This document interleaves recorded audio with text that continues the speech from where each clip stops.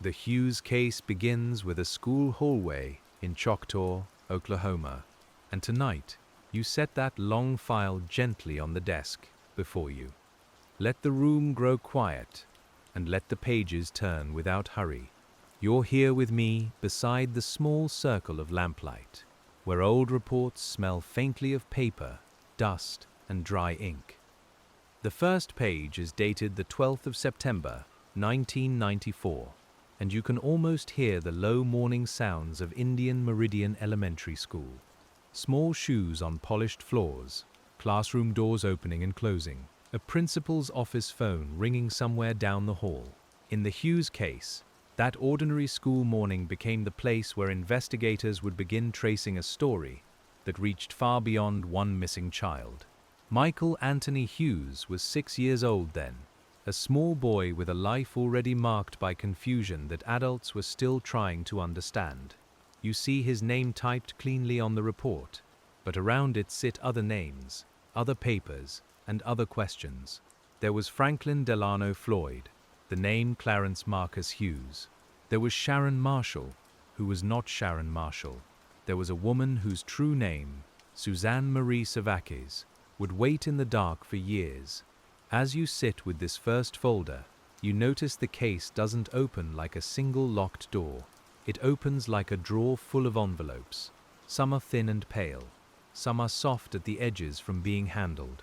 Some hold school records, marriage papers, old photographs, and interviews with people who remembered a young woman with intelligence, warmth, and a shadow near her life. The paper feels light, but what it carries is not light at all. On that September morning, Franklin Floyd entered the school and asked for Michael. By then, investigators already knew Floyd was not the boy's biological father, though he had claimed that place in Michael's life. Foster parents had cared for Michael, and adoption proceedings had begun. A court had already said what the blood evidence showed, that Floyd had no legal claim as a father.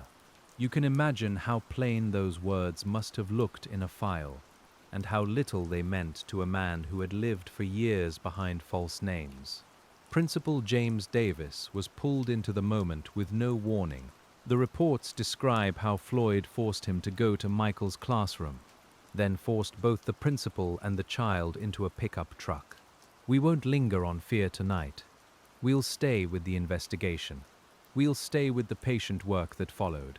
You turn the page, and the air in the archive seems cooler now, as if the case itself has moved from a school hallway into a long, windowless room. The principal survived. That mattered to the first hours of the Hughes case because he could speak, and because his memory gave investigators shape and direction. He could describe the man. He could describe the vehicle. He could tell them where he had been left, restrained in a wooded place, before Floyd drove away with Michael. In the first hours, those details were not history yet. They were wet ink, fresh radio traffic, and tired voices moving across county lines. You can hear the dispatch room if you let yourself sit with it. The clipped sound of names repeated. The scrape of a chair. Someone reaching for a map. Someone else pressing a pencil hard enough to leave a groove in the paper. The Hughes case was already spreading outward, from Choctaw to roads, motels, bus stations, and old identities that didn't quite hold still. Floyd was arrested 2 months later in Louisville, Kentucky. Michael was not with him. That simple sentence must have landed heavily on every person who had hoped the arrest would bring the boy home. You can see the line in the report, clean and official, while the human meaning sits behind it. The child was still missing. The man who had taken him was in custody, and between those two facts was the silence that would last for many years. As we sit beside this file tonight, we don't rush past that silence. Cold cases are often built from waiting, not passive waiting, but the other kind, the kind that keeps a box labeled, a photograph protected, a witness statement readable. Detectives retire, agents transfer, paper yellows at the corners, yet somewhere in a cabinet or a digital index, The Hughes case stays alive because someone has decided it will not simply be forgotten. But before the file can explain Michael, it asks us to turn back toward Sharon Marshall, because the answer to one child's disappearance was folded inside the hidden life of his mother. You find her first as Sharon Marshall, because that is the name many people loved her by, and the name that appears in memories before it appears in proof. In the Hughes case, Sharon is not a side path. She is the quiet corridor that leads deeper into the house. Her friends remembered her as bright, courteous, and careful, with books held close to her chest and plans that sounded ordinary in the best way. You can almost feel the smooth cover of a school yearbook beneath your fingertips, and the stillness that comes when a smiling photograph knows more than it can say. She had lived under the care and control of a man calling himself Warren Marshall, though that was not his true name. You see the alias written in one report, then another, and after a while, the false name begins to feel like a room with the windows painted shut. He presented himself as her father. He moved her from place to place. He carried documents, stories, and explanations that seemed to satisfy some people for a little while, especially when life was busy and offices were understaffed. We sit with that quietly because many old cases survive in the spaces where ordinary systems were too tired to look again.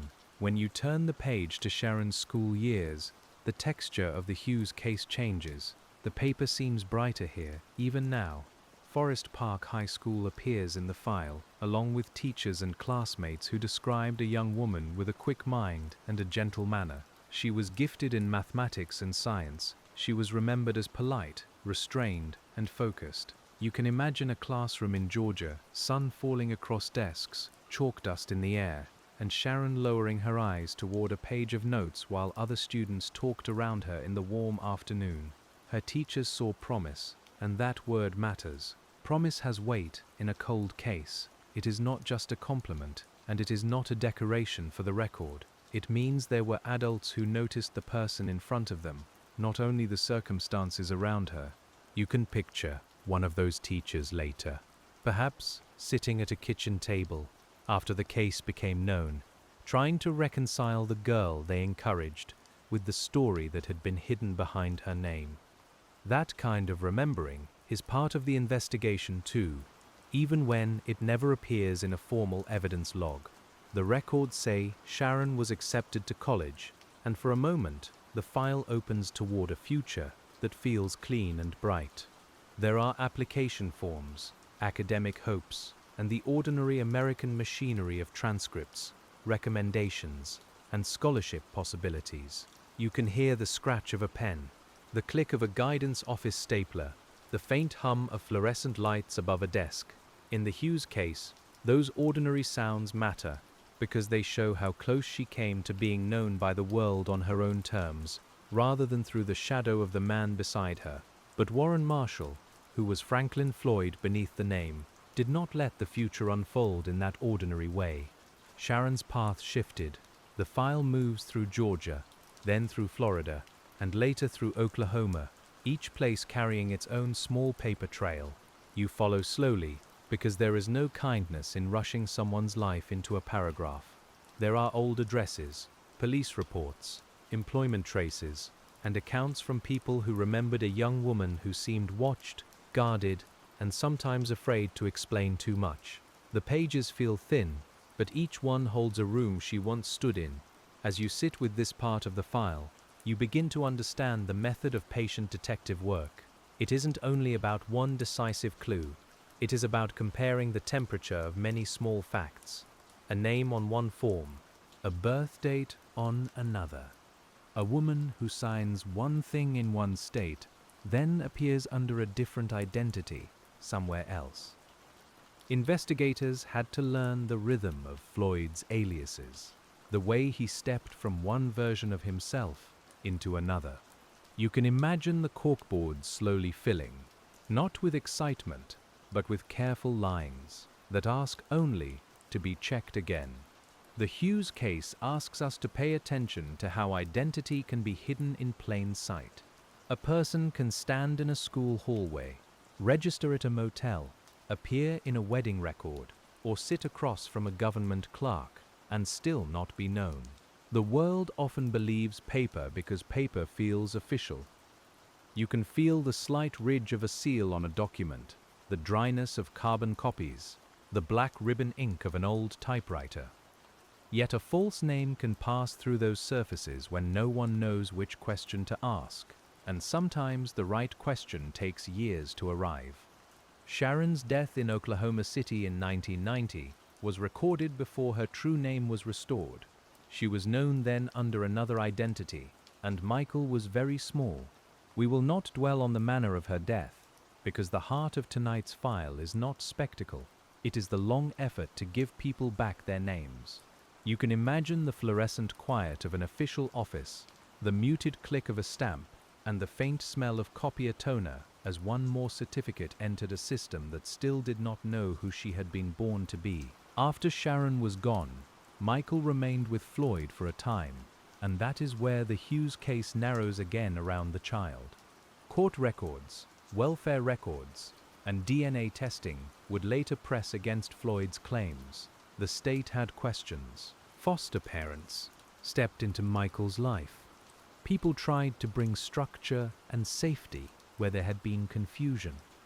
You can feel the softness of a child's sweater in a photograph, the waxy edge of a crayon drawing, the quiet hope adults sometimes place in routine. Breakfast, school, bedtime, a name on a cubby. Small things can be forms of shelter. The court's finding that Floyd was not Michael's biological father became one of the sturdy facts in the file. It did not solve the Hughes case, but it gave investigators and child welfare officials a firm plank to stand on. You see how patient work often proceeds this way. One board laid down, then another, a lab result, a custody order, a foster placement. None of it feels dramatic when you read it under a lamp. Yet each paper carries the sound of someone trying to make the next right decision with the tools available at the time. The people caring for Michael were not working inside a television story. They were dealing with appointments, calls, forms, and the daily tenderness of a child who needed stability. You can imagine a kitchen light in the evening, a plastic cup near the sink, a small pair of shoes beside the door. The Hughes case, when read closely, is full of those domestic details. They remind us that investigation is not separate from ordinary life. It moves through ordinary life. It asks neighbors, teachers, clerks, and foster parents to remember what they saw, and to say it as clearly as they can. When Floyd came to Indian Meridian Elementary School, the records that should have protected Michael were already there, but a determined person can move quickly through a quiet morning. That is why the school hallway remains such an important place in the Hughes case. It is not only the place of an abduction, it is the place where later investigators returned in their minds, over and over, asking how a child could be taken from an institution built for children's safety. You turn the page slowly, and the polished floor seems to reflect a question no one wanted to carry. The first search for Michael had urgency, but the later search required a different discipline. There were wanted notices and interviews, then jailhouse conversations, then years of rechecking. There were agents who had to study Floyd himself, not as a figure of noise, but as a man whose habits might reveal what his words concealed. You can hear the low buzz of a recorder in an interview room, the small scrape of a chair leg, and the steady breathing of someone choosing patience over frustration. The quiet in those rooms mattered, because sometimes a person speaks more when no one is pushing too hard. Floyd's arrest in Kentucky did not bring Michael home, and that absence became the central silence of the Hughes case. Investigators asked, he denied, he shifted, he gave accounts that did not lead where they needed to lead. Years passed, and the boy's photograph remained unchanged while the calendar moved forward. You can picture a bulletin pinned to a board, its corners curling slightly, the ink growing dull under office light. To a tired passerby, it might have looked like paper. To the people who kept the file, it was a child still waiting for truth. Cold case work often means learning to live with evidence that refuses to become enough. You may have a witness, but not the witness you need. You may have a suspect, but not the admission or physical proof that closes the circle. You may have a timeline with one missing hour, and that hour becomes a dark little lake in the middle of the map. In the Hughes case, the missing piece was larger than an hour. It was Michael himself, and the truth of what Floyd had done after leaving that school morning behind. As you keep reading, the file begins to reach backward again, past Michael's birth and past Sharon's school years, toward a family that had been broken apart earlier. The name Suzanne Marie Savakis enters slowly, like a photograph emerging in a tray of developer. She had been born in 1969, one of several children in a family that crossed paths with Franklin Floyd when she was very young. Her mother, known in records by more than one married name, became entangled with Floyd, and then life took a turn that would take decades to fully understand. When Suzanne's mother spent time in jail on a minor matter, Floyd disappeared with the children. That sentence, like many in old reports, is plain and almost too small for what it contains. You can see the institutional surfaces around it: a counter, a form, a set of keys, a clerk looking down at a line of type. The children were separated. Some were left where they could later be found and returned to family. Suzanne was not. She remained with Floyd, and the name she had been born with began to vanish under the names he chose. Here the Hughes case becomes something larger than a missing child case. It becomes a study in how a person can be removed from her own history. You hold the page and feel the roughness where it has been copied too many times. You see Suzanne become Sharon in one memory, Tonya in another record, and still another name in another place. For investigators, the work was not only to find out what happened, it was to rebuild the path of a life that had been deliberately obscured, one careful document at a time. The human mind wants a single moment of solution, but this case did not offer that kind of answer. It offered fragments. A former classmate remembers a story that never sounded right. A relative wonders for years where a child went. A journalist listens, gathers, and compares. An agent returns to an old interview with fresh attention. You can imagine each fragment as a small card on your desk, its edges lined up beneath your hand. None tells the whole story alone, but together they begin to form the shape of what had been hidden. One of the hardest parts of patient detective work is respecting uncertainty without surrendering to it. You do not force a fact to say more than it says. You do not make a witness memory cleaner than memory truly is. You do not pretend an alias is a true identity because it appears on paper.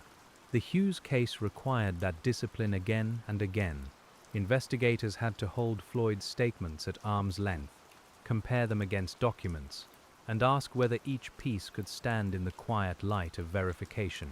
Years after Michael disappeared, people still recognized the need to keep asking. Journalists, investigators, and families contributed in different ways, though not always from the same room or with the same tools.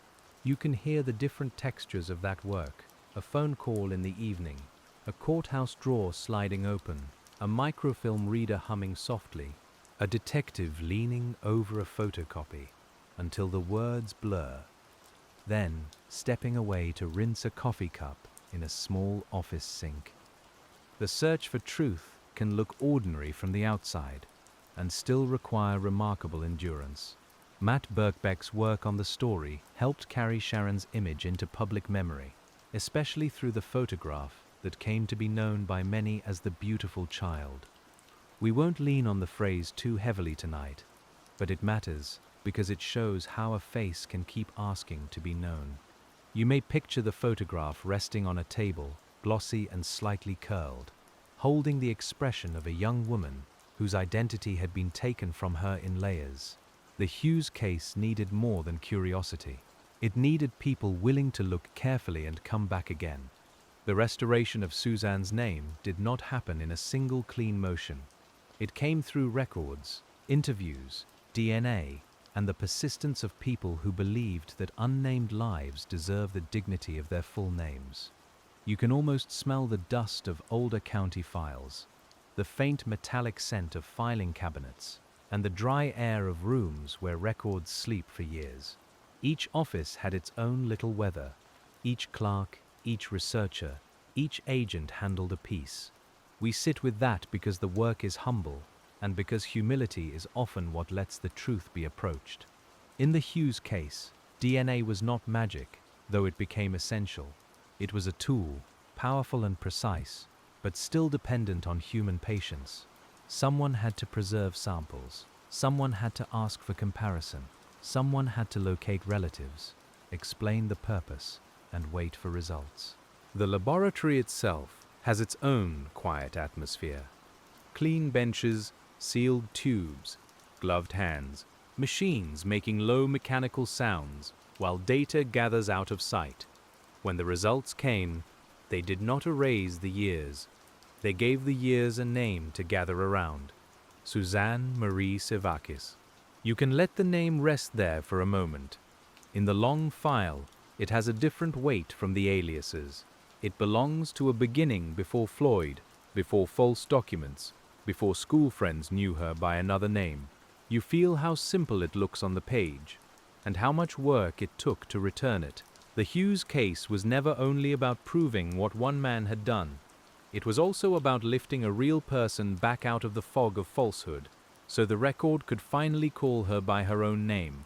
Once Suzanne's identity was restored, Michael's story became clearer in some ways and more painful in others. He was her son. He was not Floyd's biological child. He had been carried through the world of false names because his mother had been carried through it first. You can see how the two timelines touch. Sharon's hidden childhood becomes Michael's unsafe childhood. Floyd's aliases become legal confusion. Old failures of recognition become new danger. The file feels colder here, not because the room changes, but because you understand how long the shadow had been moving. Yet the investigators who came back to Floyd in prison still had one central question. Where was Michael? By then, years had settled over the Hughes case like dust on a stored box. The boys' classmates had grown older. The school hallway had changed. People who remembered the morning had told the story many times. Still, the question remained fresh in the only way that mattered. A child had been taken, and the file did not know where he had gone. You turn another page, and the paper makes a soft sound in the quiet. Interviewing someone like Floyd required a patience that may be hard to imagine from the outside. He had lied for decades. He had used names as tools. He had learned how to give partial truths, how to posture, how to withdraw, and how to make other people spend energy chasing his versions of events. An agent sitting across from him needed steadiness, not anger. You can picture the table between them, smooth and bare, the recorder placed carefully, the fluorescent light flattening every surface. The room would not solve the case by force. It would solve it by endurance. By the time Floyd spoke more fully, he was an old man. The years had narrowed around him, but the records he had tried to outrun had kept their shape. Investigators had the genealogy. They had Suzanne's restored name. They had the school abduction. They had the court findings. They had the pattern of aliases. When you read a case at this stage, you can feel the difference between suspicion and structure. Suspicion floats. Structure holds. The Hughes case had become a structure strong enough for the final questions to stand inside it. Floyd eventually admitted that Michael had not survived after the abduction. We keep the wording gentle because the fact is heavy enough without detail. He gave investigators an account of taking the boy away after leaving Oklahoma, and he described a remote place where Michael's life ended. His words answered the central question in one sense, while leaving another kind of absence behind. Michael's remains have not been recovered. You can sit with that contradiction quietly. The case was solved in truth, but not completed in the way families and investigators always hope. There is a special ache in an answer that does not bring someone home. Cold case detectives know it well. Families know it more deeply. A confession can end one form of uncertainty while leaving another room of silence untouched. In the Hughes case, the truth came late, and it came without the small mercies that physical recovery can provide. You can imagine an investigator writing the updated note, choosing words carefully, making the file more accurate while knowing accuracy is not the same as comfort. The pen moves. The room stays quiet. As you sit at the desk tonight, you can feel how many different kinds of patience were required. There was the patience of school friends who remembered Sharon, even when they did not know why her life had felt so controlled. There was the patience of relatives who wondered what had happened to Suzanne. There was the patience of foster parents and officials who tried to protect Michael within the knowledge they had. There was the patience of investigators who accepted that Floyd might not tell the truth until time itself had worn down the edges of his silence.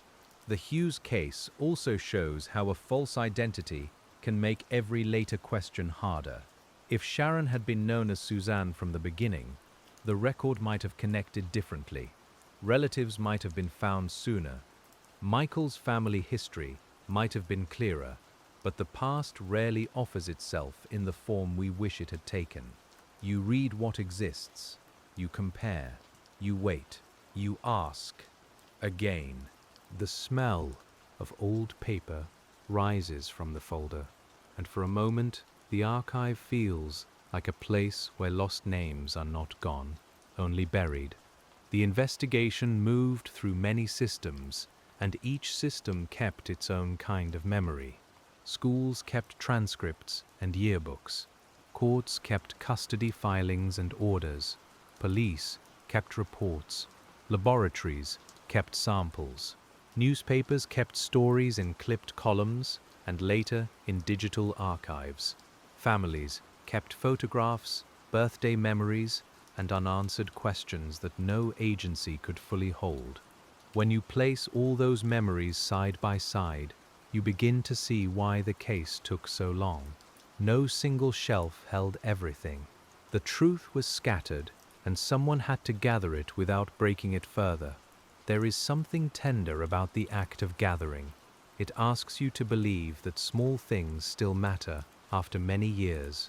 A date written on a form, a maiden name spelled correctly, a classmate's recollection of a scholarship conversation, a motel registration under an alias. The Hughes case depended on such fragments, not because fragments are enough by themselves, but because they can speak to one another when arranged with care. You can hear the soft tap of pages being squared on a desk, as if even paper wants to be put in order. In this middle part of the file, we return often to Sharon's friends, because they preserved something no false document could erase. They remembered her character. They remembered intelligence, composure, and the sense that she was carrying more than she could say. Memory is imperfect, and investigators know that, but memory also holds atmosphere. You can smell the warm dust of a high school hallway, hear a locker door close, feel the stiff paper of a graduation program.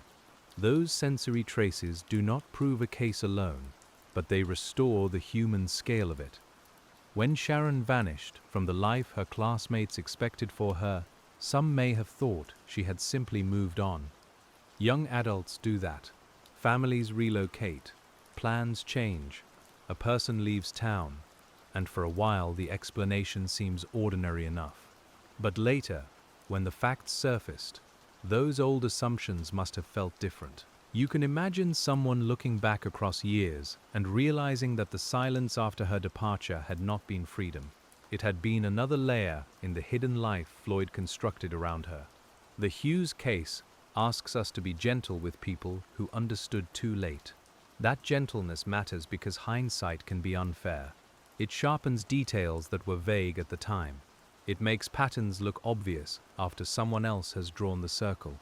But in the real years of the Hughes case, people were living forward, not backward. Teachers were grading papers, clerks were processing forms, foster parents were making dinner, agents were working many cases at once. The world was full of noise, errands, weather, and deadlines. You can feel the cottony tiredness of ordinary days, and you understand how a hidden truth can pass through them unnoticed. Still, the truth did not disappear. It waited inside records. It waited inside DNA. It waited inside the memories of people who had not forgotten the girl called Sharon or the boy called Michael. This is the patient part of detective work that sleep listeners often understand instinctively.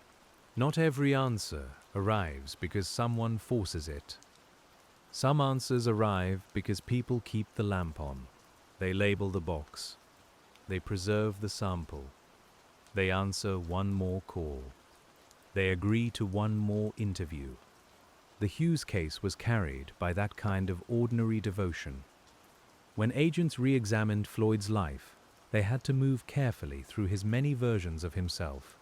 Franklin Delano Floyd, Warren Judson Marshall, Clarence Marcus Hughes. Other names appear too, each one a coat he put on for a while. You can picture an investigator writing them on a legal pad, leaving space beneath each alias for dates, locations, and associated records. The ink looks dark against the yellow paper. A cup of coffee cools nearby. Outside the office, evening gathers, and inside the case, the false names begin to lose a little of their power. Aliases can confuse the record, but they can also leave tracks. Every new name may require a document, a signature, a witness, a transaction, or a mistake. Patient investigators know to look for those seams. They compare handwriting, dates of birth, social security numbers, vehicle registrations, and addresses that appear only once before vanishing. In the Hughes case, Floyd's effort to escape recognition created a scattered map of recognition points. You and I can follow them slowly, not as a chase, but as a quiet lesson in how paper remembers even when people try to move on. The name Clarence Marcus Hughes mattered because Floyd used it in connection with Michael. It carried the false claim of fatherhood and helped shape the early confusion around the child's identity. When the court later rejected that claim through genetic testing, the name did not simply disappear. It remained in the case title, the records, the public memory. This is why the Hughes case can feel strange to read. The name most attached to the case is partly a false construction, and yet, through that false construction, we reach the real people who needed to be found. There is a quiet humility in admitting that a case name may not tell the whole truth. Many cold cases are known by the wrong name at first: a Jane Doe, a nickname, an alias, a place where remains were found, a label assigned because investigators needed something to write on the folder. Later, the label may change, or it may remain as a historical doorway. You open the Hughes case through one name, and inside it you find Michael, Suzanne, school friends, family members, foster parents, and detectives who spent years moving toward the names that were real. The legal file around Michael's custody feels especially fragile when you read it slowly. Courts try to make firm decisions from available facts, but children's lives are soft and immediate. A judge can sign an order. A laboratory can return a result. A social worker can recommend a placement. Yet the child still wakes in the morning needing breakfast, reassurance, and a ride to school.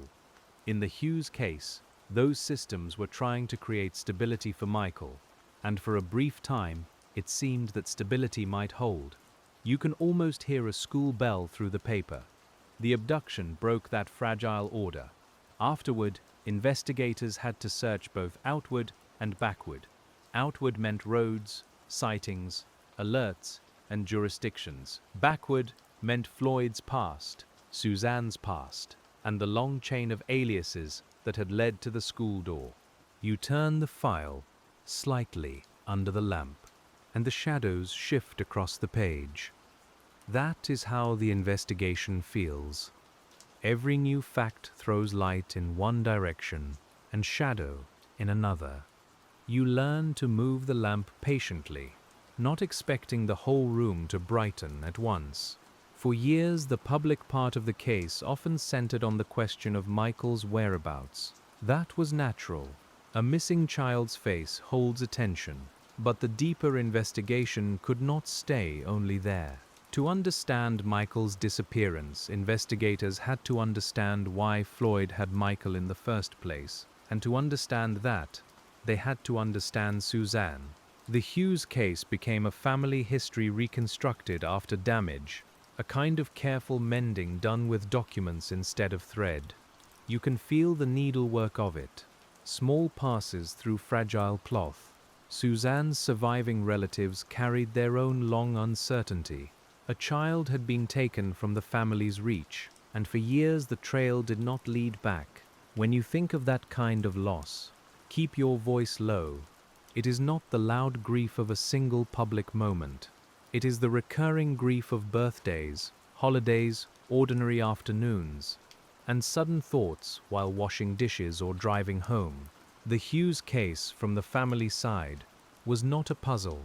It was an absence with a name that could not be safely placed until the truth returned. When identification finally restored Suzanne to her family history, it did not undo what had happened. No solved case can do that, but it changed the record. And records matter because they are one way society tells the dead and the missing that they have not been abandoned. You can picture a certificate corrected, a database updated, a family member hearing the name spoken officially at last. The room might have been quiet. The news might have arrived through a phone call.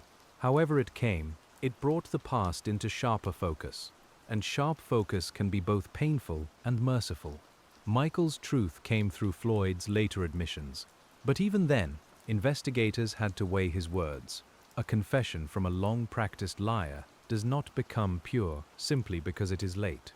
Agents listened for details, compared locations, and tried to determine what could be corroborated. You can hear the measured cadence of questions in the interview room, the way a skilled investigator leaves silence after an answer. Silence can be a tool.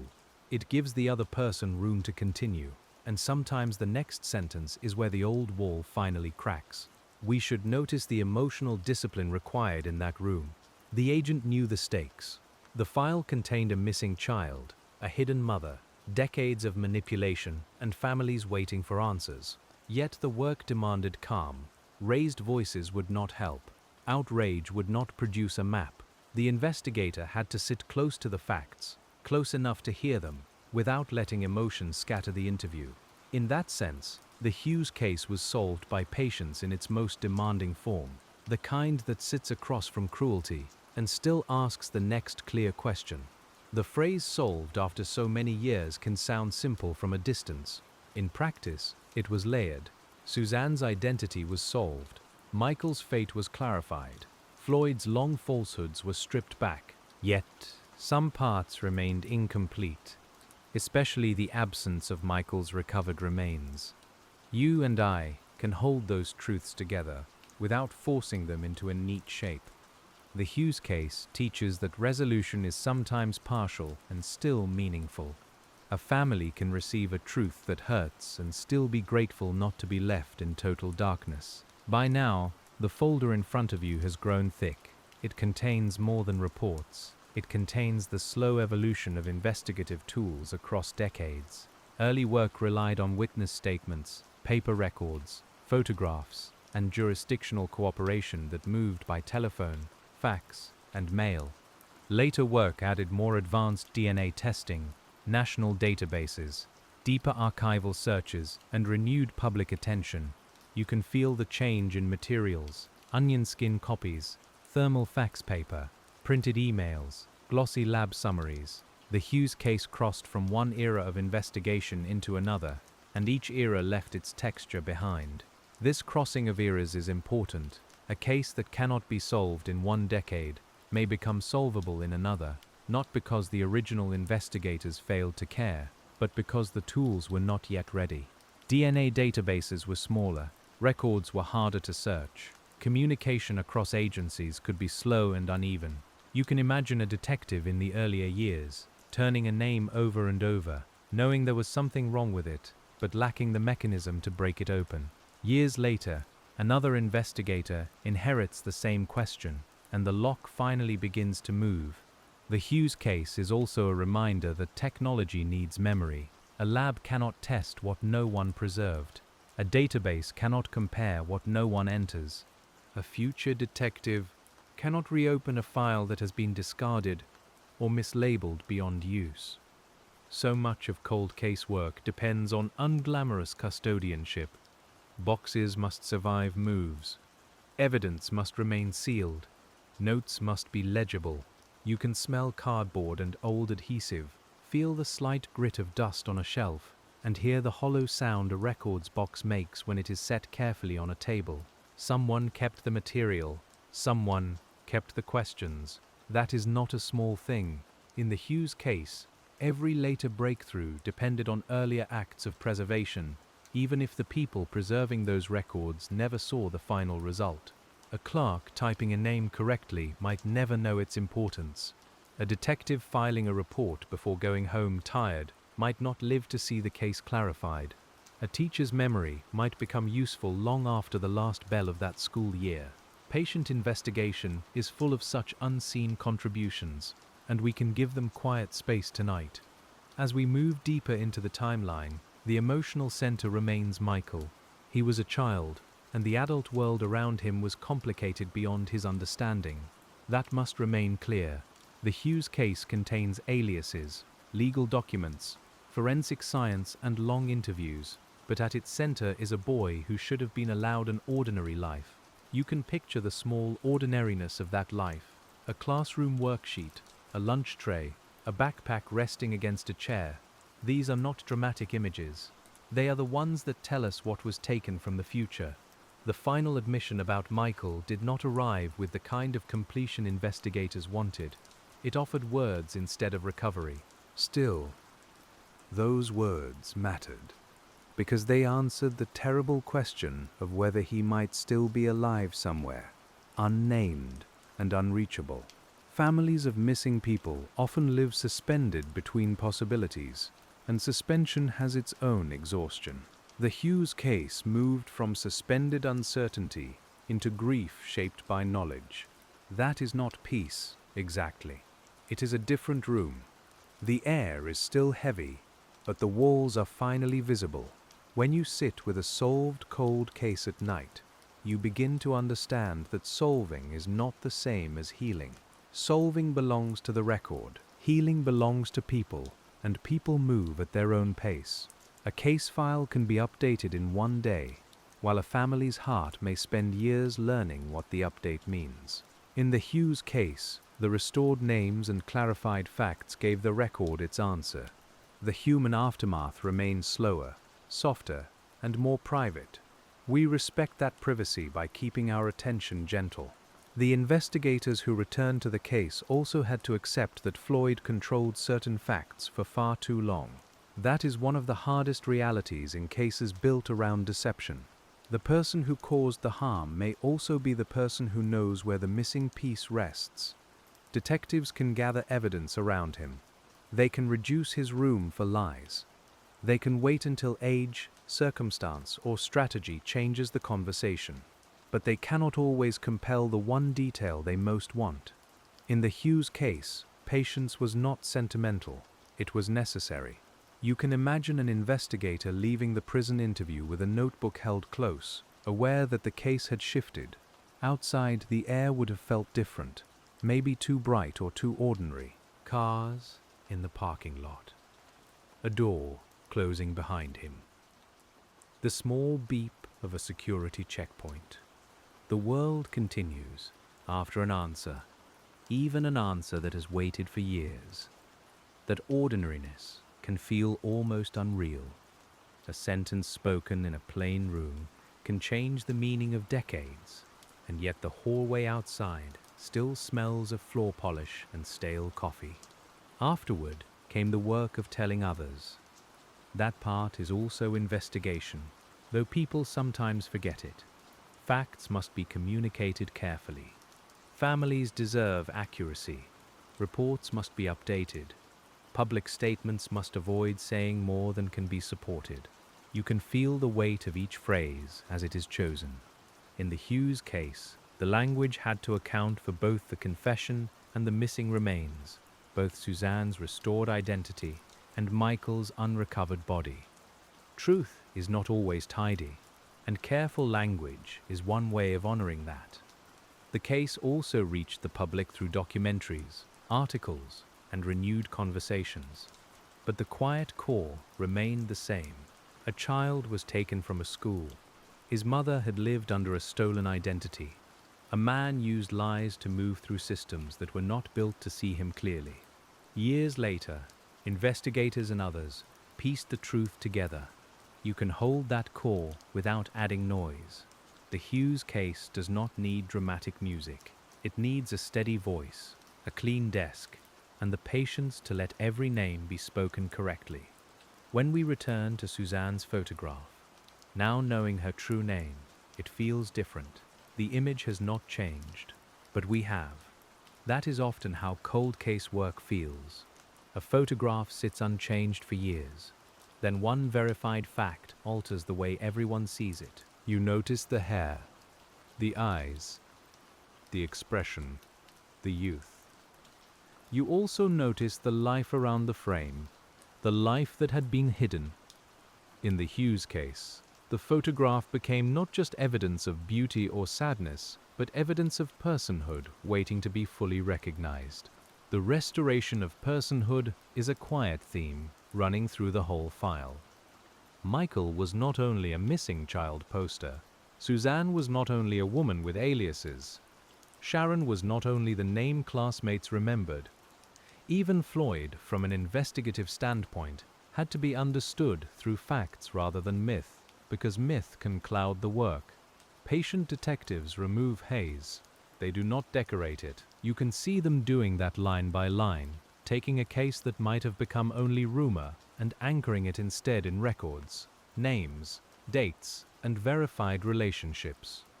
That anchoring took years because every answer opened another drawer. If Sharon was Suzanne, where had Suzanne come from? If Floyd was not Michael's father, who was connected by blood? If Michael had been taken from school, where did Floyd go next?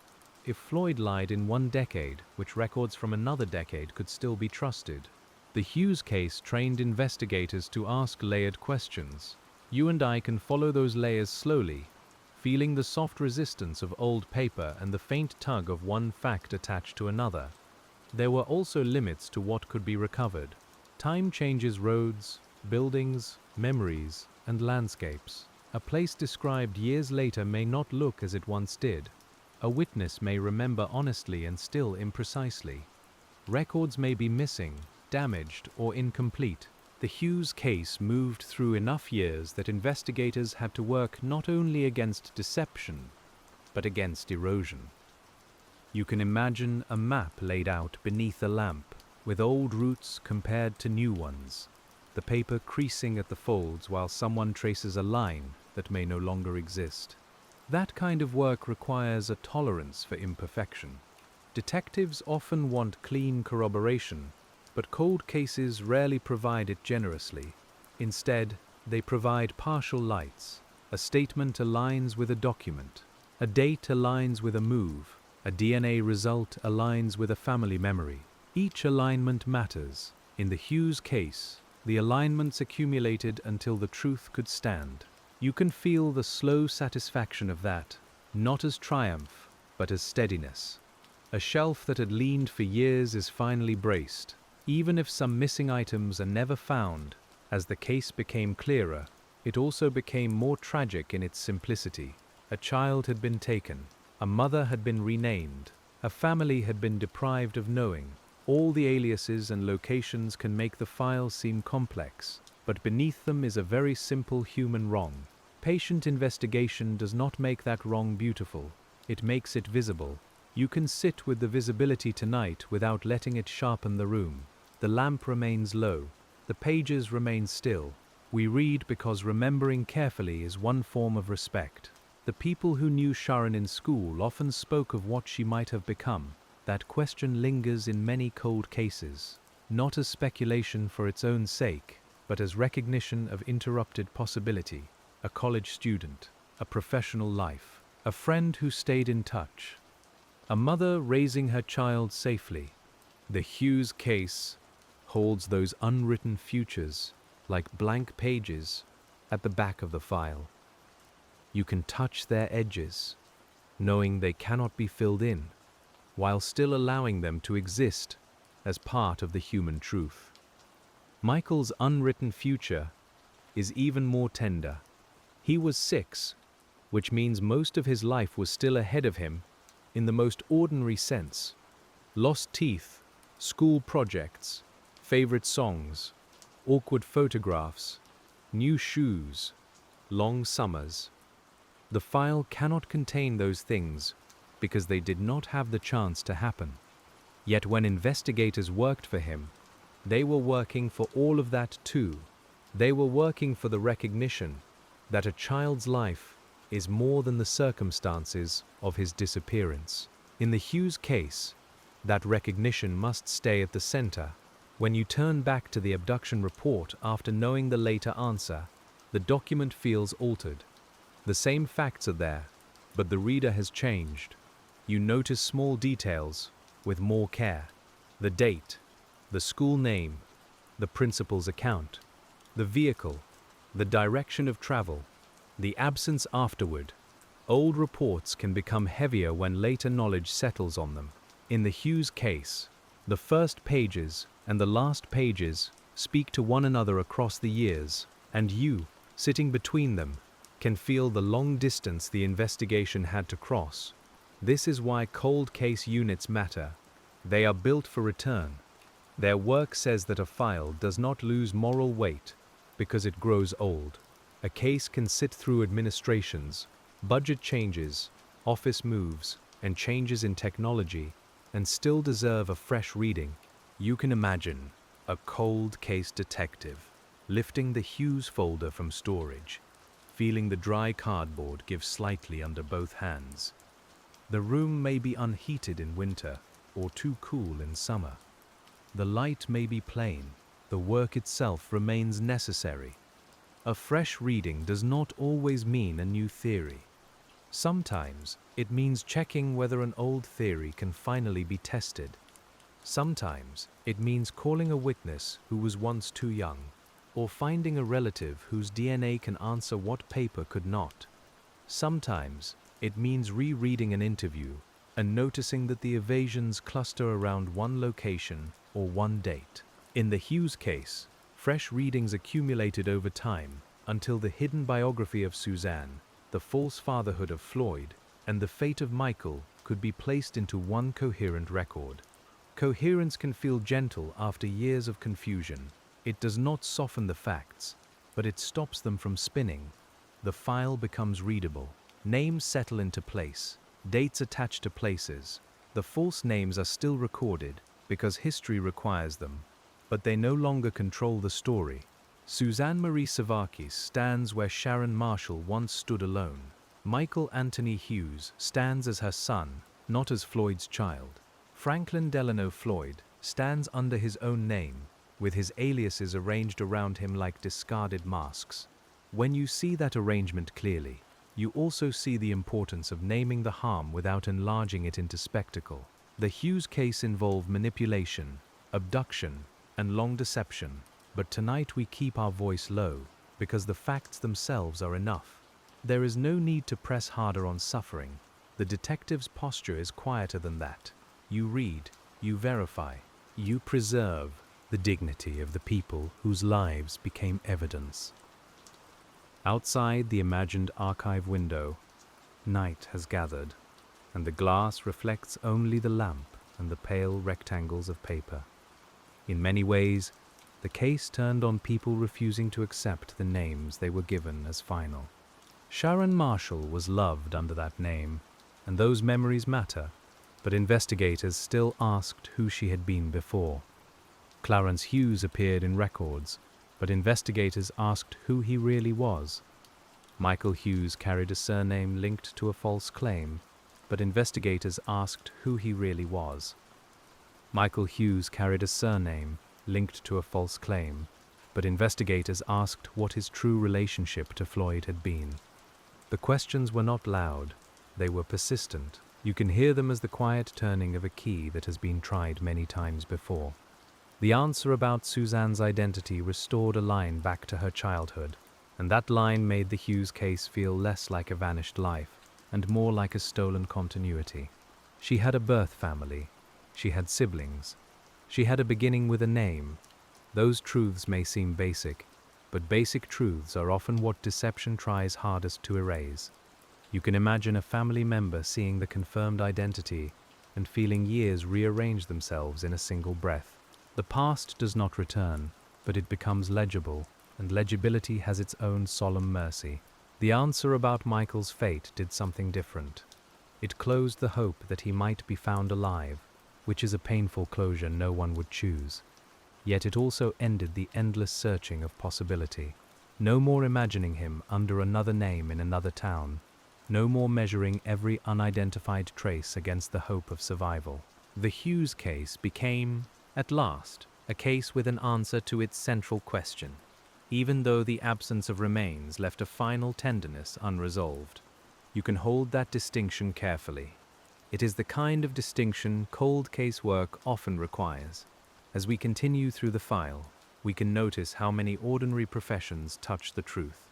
Teachers, principals, social workers, judges, police officers, federal agents, lab technicians, journalists, clerks, foster parents, relatives, friends. None of them held the whole map alone. Each held a portion, sometimes without knowing it. The Hughes case was solved through the joining of those portions, and that joining took more patience than any single moment of discovery. You can imagine all those hands on the file, not at once, but across years, leaving no visible mark except the survival of the record. The case also asks us to think about how children depend on adults to recognize danger that children cannot name. Suzanne was taken into a false life when she was too young to understand the machinery around her. Michael was born into the consequences of that machinery. Systems later tried to intervene, but by then Floyd had learned how to use confusion as cover. This is not said to blame the people who tried. It is said because the Hughes case shows how important careful record sharing, identity verification, and patient follow-through can be when a child's safety rests on them. In the older parts of the record, you can feel the limitations of their time. Paper files did not speak easily to one another across state lines.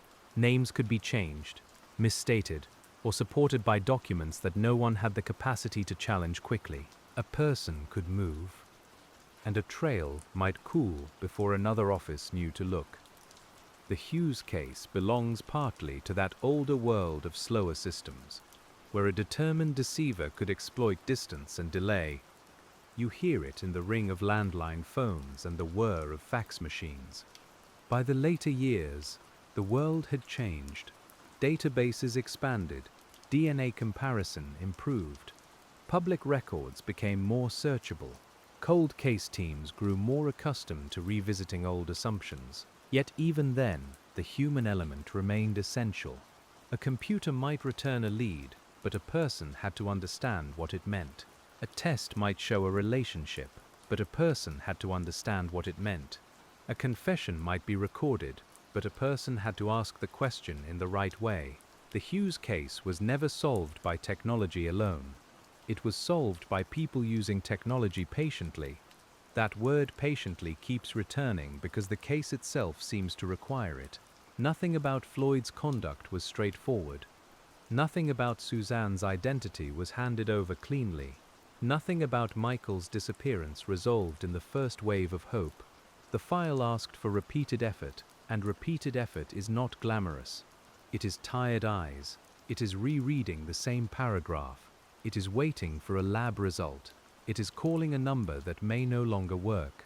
It is sitting in a quiet office after everyone else has gone home, with one desk lamp making a small island of light.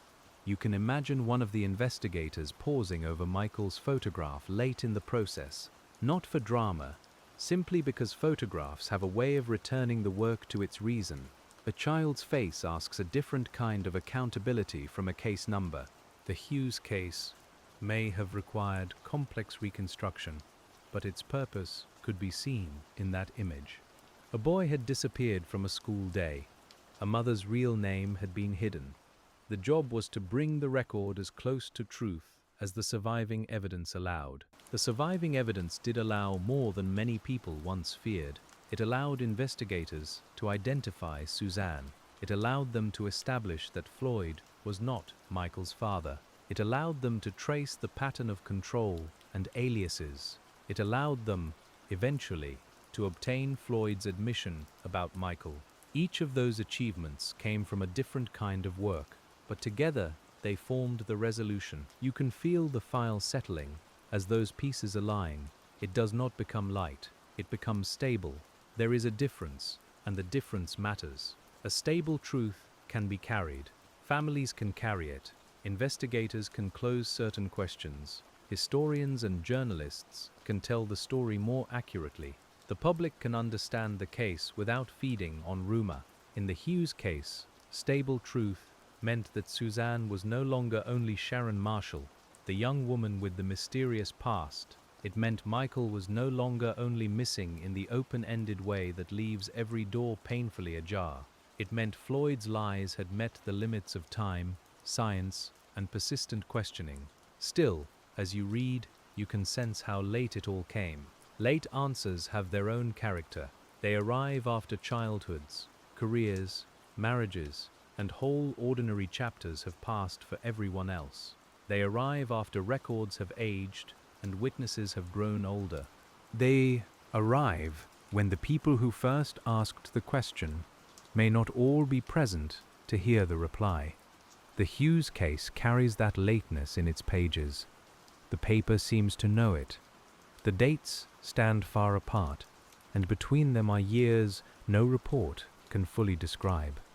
The temptation with a late-solved case is to focus only on the final breakthrough, but that would make the story too narrow. The breakthrough matters because of everything that preceded it. Sharon's classmates, who remembered. The foster proceedings that established biological truth.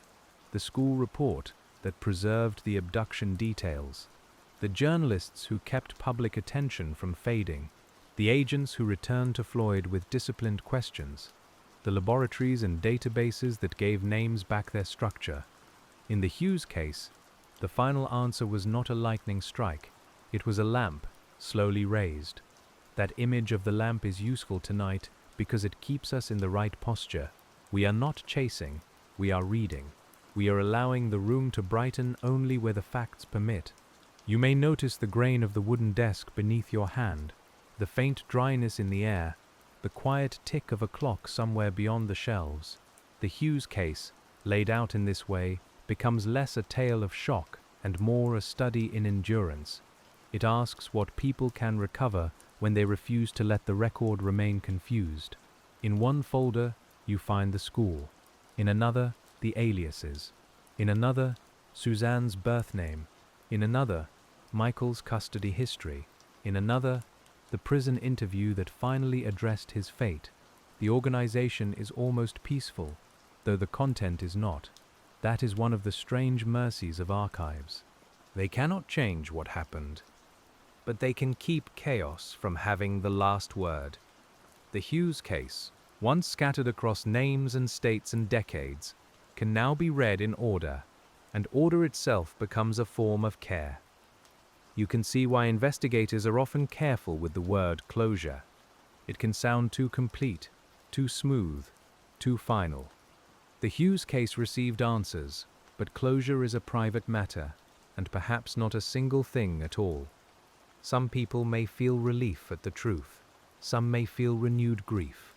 Some may feel both in the same breath. The file can state what was learned.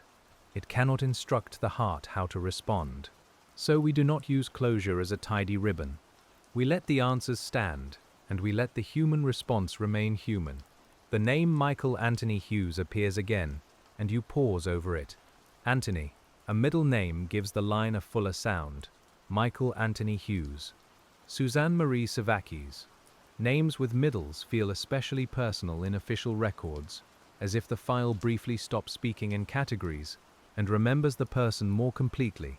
You can hear how different that is from an alias, which often feels flat and temporary. The Hughes case moved from false naming toward full naming, and that movement is one of the clearest moral arcs in the record. Floyd's aliases remain necessary to mention because they explain how the deception traveled, but they do not deserve the center. In patient detective work, even the suspect's many names become tools rather than legends. Investigators list them, match them, and strip away their usefulness. The focus returns to the people harmed and the facts established. You can imagine a sheet of aliases clipped behind the main report. Useful, but secondary. The way a set of counterfeit keys might be kept after the real door has finally been opened. The real door, in this case, opened onto a painful truth, but also onto a restored history. Suzanne was not born from nowhere. Michael was not simply a child attached to a strange, adult claim. Their story had roots, however damaged. Their connection could be named. Their relationship could be understood. The Hughes case, after years of uncertainty, allowed the record to say mother and son with clarity. That clarity matters in a world where deception had tried to make even family relationships unstable. You can let the words rest softly, mother and son. As the night deepens around our imagined desk, the case does not grow more dramatic. It grows more precise. Precision is calming in its own serious way. It gives the mind a place to set things down. The school was in Choctaw. The date was the 12th of September. Floyd was arrested without Michael. Suzanne's true name was recovered through patient work. Floyd later admitted what had happened to the child. These facts are not a performance. They are the boards of a floor strong enough to walk across. And when we walk across that floor, slowly, we find that the Hughes case is also about the patience of asking who someone really was. Not who a controlling man said she was. Not who a form repeated because another form had said it first. Her. Not who a false father claimed a child to be. The question moves gently but firmly through the whole file. Who was she? Who was he? What name belongs here? What relationship is true? You can hear the questions in a low voice, the kind used in libraries and late offices. There is something deeply human in that asking. To be known accurately is one of the quiet dignities of life. Most of us move through the world with our names taken for granted, our childhoods attached to us, our records mostly continuous. The Hughes case shows what happens when that continuity is stolen, and how much work it can take to restore it. You feel the contrast as you read, the warmth of an ordinary identity, the chill of a false one, the relief, however late, when the true name returns. The investigation did not restore everything. It could not. No investigation can return the years Suzanne lost, or the life Michael did not get to live. But it restored truth where truth was possible. That is the patient detective's task in its plainest form. Not to make the past whole, because the past cannot be made whole. Not to soften what happened until it becomes comfortable, but to recover what can be recovered, name what can be named, and leave the record less false than it was before. You can imagine the final updated file not as a closed door, but as a room put into order. The chairs are not festive, the light is not bright, but the names are correct, the relationships are clearer, and the long confusion has been reduced.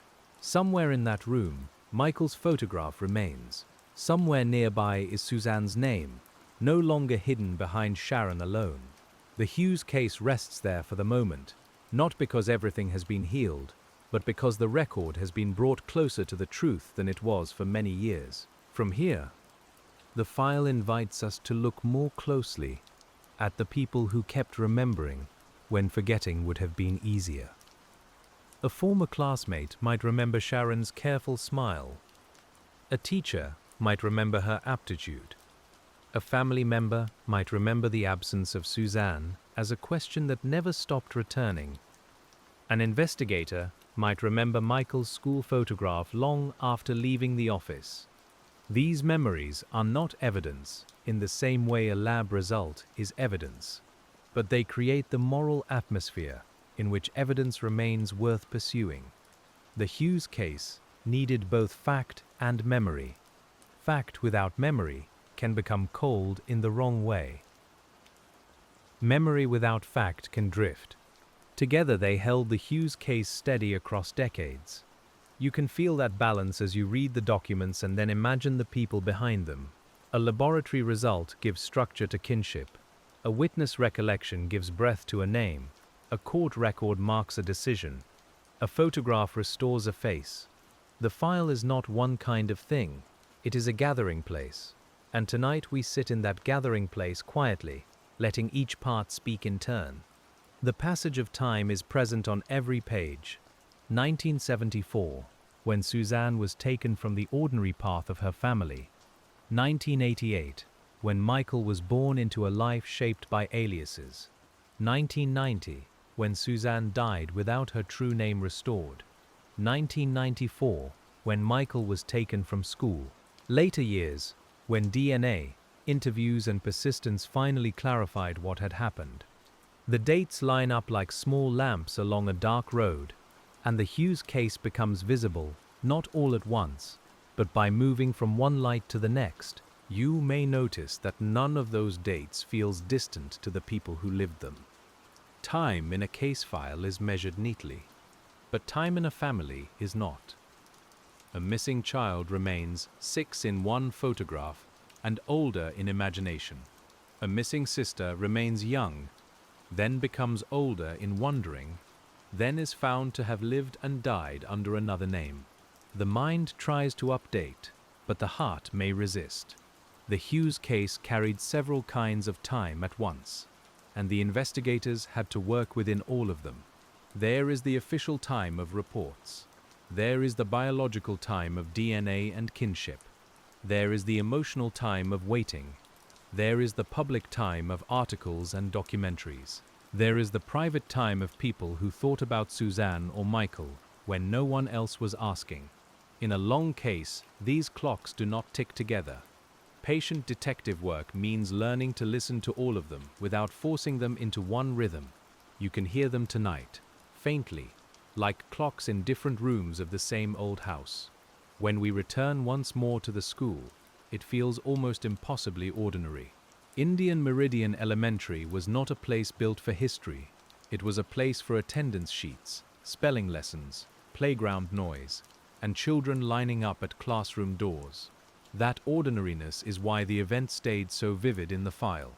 The Hughes case crossed into public view through a place everyone understands. A school morning should be safe. A child should be accounted for. When that trust was broken, the record began its long attempt to answer how and why. The principal's role remains important because his survival preserved a witness account from the center of the event. He could describe Floyd's actions and the forced movement from the school. He could help establish the timeline. In another kind of case, a missing witness might have left only guesswork. Here, at least, investigators had his words. You can imagine him giving a statement, still carrying the physical memory of that morning, speaking carefully while someone typed or wrote nearby. The sound of keys or pen strokes would have seemed too ordinary for what he was describing. That is another texture of investigation, the contrast between ordinary procedure and extraordinary fact. A statement form has boxes, a police report has headings, a lab report has numbered sections, though tonight we do not speak them as numbers on a page. The structure is plain, because it must be. It allows people to record what happened without being overwhelmed by it. In the Hughes case, that plain structure became a vessel strong enough to hold years of complexity, one careful entry after another. The first officers and agents could not know how long the file would remain active. Few investigators begin a case imagining it will stretch across decades. They work the day in front of them. They follow the lead available now. They call the number now. They search the area now. Later, if the answer does not come, the case changes shape. It becomes a long case. It asks for storage, review, and renewed attention. The Hughes case crossed that threshold, and once it did, its survival depended on the quiet habits of institutional memory. Institutional memory can sound impersonal, but in practice it is made of people. Someone remembers where the older boxes are kept. Someone knows which retired detective handled a related file. Someone finds a supplemental report that was never digitized. Someone notices that an alias in one database resembles an alias in another. You can smell the slightly stale air of a records room and hear the metal click of a drawer opening. The Hughes case was not solved by one grand gesture. It was solved by many acts of remembering, some formal and some deeply personal. As the story continues, we can let our attention rest for a while on the idea of an alias. An alias is a kind of borrowed room. The person steps inside, arranges a few objects, and pretends it has always been home. But the walls do not fit perfectly. There may be a gap in the baseboard, a date that does not align, a relative who cannot be produced, a signature that changes under pressure. In the Hughes case, Floyd's borrowed rooms eventually became searchable spaces, and investigators walked through them one by one. They walked through Warren Marshall, the supposed father of Sharon. They walked through Clarence Hughes, the supposed father of Michael. They walked through other names that appeared in older records. Each one gave them a little more of Floyd's pattern. He did not merely hide.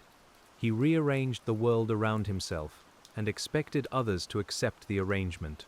Patient investigation did the opposite. It rearranged the facts back into their proper places. You can feel the steadiness of that reversal, like books returned to the correct shelf after years of being scattered. The shelf is not perfect. Some volumes are missing. Michael's remains have not been found, and that absence continues to matter. The precise fullness of Suzanne's experience can never be fully recovered from records and recollections. But the shelf is no longer chaos. The major names are known. The central relationship is understood. The man responsible for the abduction admitted the child's fate. The Hughes case, in that sense, reached the kind of resolution available to it, even while preserving the sorrow of what could not be restored. You can sit with that without needing to solve anything further tonight. The detective's posture in these long bedtime files is not always active pursuit. Sometimes it is careful witness. You read the pages, you notice the work, you honor the names. You let the unanswered portions remain unanswered without filling them with noise. The Hughes case rewards that restraint because its true power is not in speculation. It is in the slow, documented return from confusion to clarity, and in the people who kept moving toward that clarity after many others might have looked away. As we move onward, the lamp beside the file seems to soften the edges of the paper. The room is quiet enough now that you can imagine the faint rasp of each turned page. There are more interviews ahead, more records, more ways the case was carried from one decade into another. The story remains with Michael and Suzanne, with the false names falling away one by one, and with the long patience of investigators who understood that even after many years, a name can still be restored, a question can still be asked, and a hidden truth can still begin to answer. The next pages ask you to stay with the quieter kind of evidence, the kind that does not announce itself until someone has compared it carefully against something else. In the Hughes case, that evidence often lived in forms, signatures, old addresses, and memories that seemed ordinary until they were placed in sequence. You can picture a desk with several piles arranged by state, each one held down by a small metal clip. The air smells of paper and cool coffee, and the pattern begins to appear only after your eyes have adjusted. One page carries a school detail, another a court filing, another a record of a name Floyd used when he wanted authority over someone else's life. You look from one to the next, and the false stability of those documents begins to weaken. A name that once seemed official now looks temporary. A date that once seemed isolated now connects to a move. A relationship that once appeared on paper now has to answer to DNA, witness memory, and the stubborn patience of people who would not let the Hughes case stay blurred. What makes this part of the investigation so human is that no one could simply ask the file to tell the truth. Files do not confess, they only keep what they were given, sometimes accurately, sometimes not. You have to read them with care, the way an old detective reads a face across a table, noticing hesitation without pretending to know too much. In the Hughes case, every document had to be respected and questioned at the same time, and that balance is one of the calm disciplines of cold case work. A birth certificate can be both a beginning and a clue. A school record can be both a memory and a timeline. A custody order can be both legal protection and a doorway into a deeper history. You can feel the slight stiffness of official paper beneath your thumb, the raised edge where a staple once held several pages together. The Hughes case required investigators to understand that paperwork is not dry when a human life depends on it. It becomes a kind of weather report, showing where the storms passed and where the air finally cleared. When the investigation returned to Suzanne, it had to move gently through the scattered record of a stolen childhood. You see the early family story, the children, the mother, the sudden disappearance with Floyd, and then the years where Suzanne's true name fell away from public view. You can imagine a family photo, handled too often at the corners, with a small child's face preserved in the soft blur of older film. In the Hughes case, that child did not vanish from existence. She vanished from the systems that should have been able to name her. That distinction matters. A person can be physically present and still be missing from the record that would protect them. Suzanne attended school, met teachers, formed friendships, and lived under the name Sharon Marshall. But the record of Suzanne Sevakis remained hidden behind the life Floyd constructed. You can sit with that paradox quietly. It is one of the saddest and most important lessons in the Hughes case. To be seen by people who care is not always the same as being known by the systems that can intervene. The friends who knew Sharon often remembered both her brilliance and her guardedness. Those memories have the feel of late afternoon classrooms, notebooks with bent corners, and the waxy smell of cafeteria floors after cleaning. You can almost hear a locker door close, then the soft shuffle of students moving down a hall. She was not an abstraction to them. She was someone who laughed, studied, and carried herself with a careful composure. In the Hughes case, those recollections helped restore texture to a life that Floyd tried to flatten into aliases and control. Investigators later needed that texture because records alone can make a person seem like a series of entries: name, date, address, relationship. But Sharon's friends gave the file warmth and dimension, even when they could not answer every question. You feel how important that is when you read old interviews. A witness may not solve the case, but they may preserve the presence of someone whose life was distorted by another person's lies. In the Hughes case, the people who remembered Sharon helped the world understand what was lost behind the paperwork. The school years also show how close ordinary rescue can come without arriving. Teachers saw her talent, classmates admired her, opportunities opened, yet Floyd's hold over her life remained, and the people around her did not have the full history that would have made the danger clearer. You can imagine a guidance counselor's office, a college brochure on the desk, and the bright promise of a future outside the narrow control of the man she called her father. The room holds hope, but the file tells us hope was not enough by itself. That is not an accusation against the people who cared. It is a quiet acknowledgement of how skilled deception can confuse even generous attention. Floyd created roles for himself and expected others to accept them: father, guardian, husband, authority, whatever the moment required. If someone asked a question, he had an answer. If a situation became difficult, he moved. The Hughes case teaches that patient investigation sometimes begins only after ordinary trust has been used against the people who offered it. You sit with that carefully, because blame is easy and understanding is harder. The next layer of the file brings you back to Michael, whose early years were shaped by a history he could not have understood.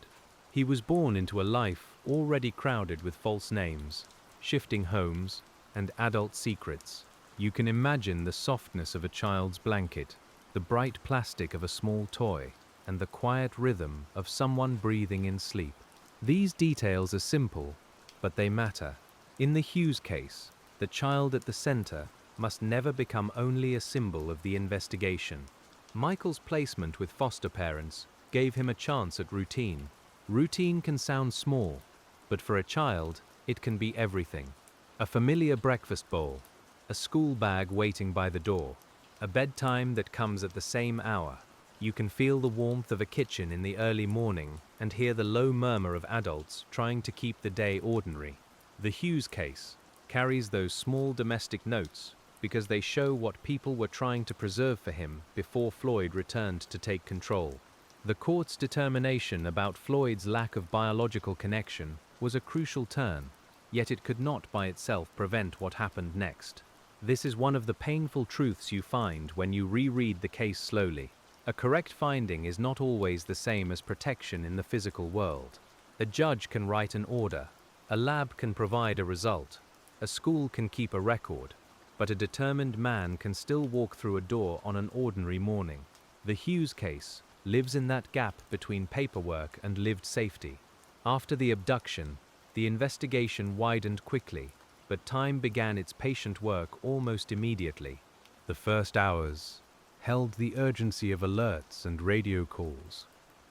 The first days held searches, interviews, and the hope that someone had seen something useful. The first weeks turned into a more complicated effort to locate Floyd, understand his movements, and find Michael. You can hear the difference in the file's sound, from urgent telephone rings to slower follow-up calls, from fresh notes to supplemental reports. The pace changed, but the need did not. When Floyd was found without Michael, the case entered a deeper kind of silence. Investigators had a suspect in custody, yet the child was still missing, and that combination can be especially hard to bear. You can picture the updated bulletin still on a wall after the arrest, its purpose altered but not ended. People may have expected the arrest to bring a quick answer. Instead, it brought the beginning of a longer waiting. In the Hughes case, custody of the suspect did not mean custody of the truth. That is why the prison interviews became so important later. Floyd could be contained, but his knowledge remained guarded. Agents had to return to him across time, carrying more facts each time, asking questions from stronger ground. You can imagine the institutional air of those meetings. Cool, flat, and faintly metallic. A table, 2 chairs, a recorder, a folder opened with care. The Hughes case did not move forward because someone shouted the right accusation. It moved because patient investigators kept reducing the space where lies could live.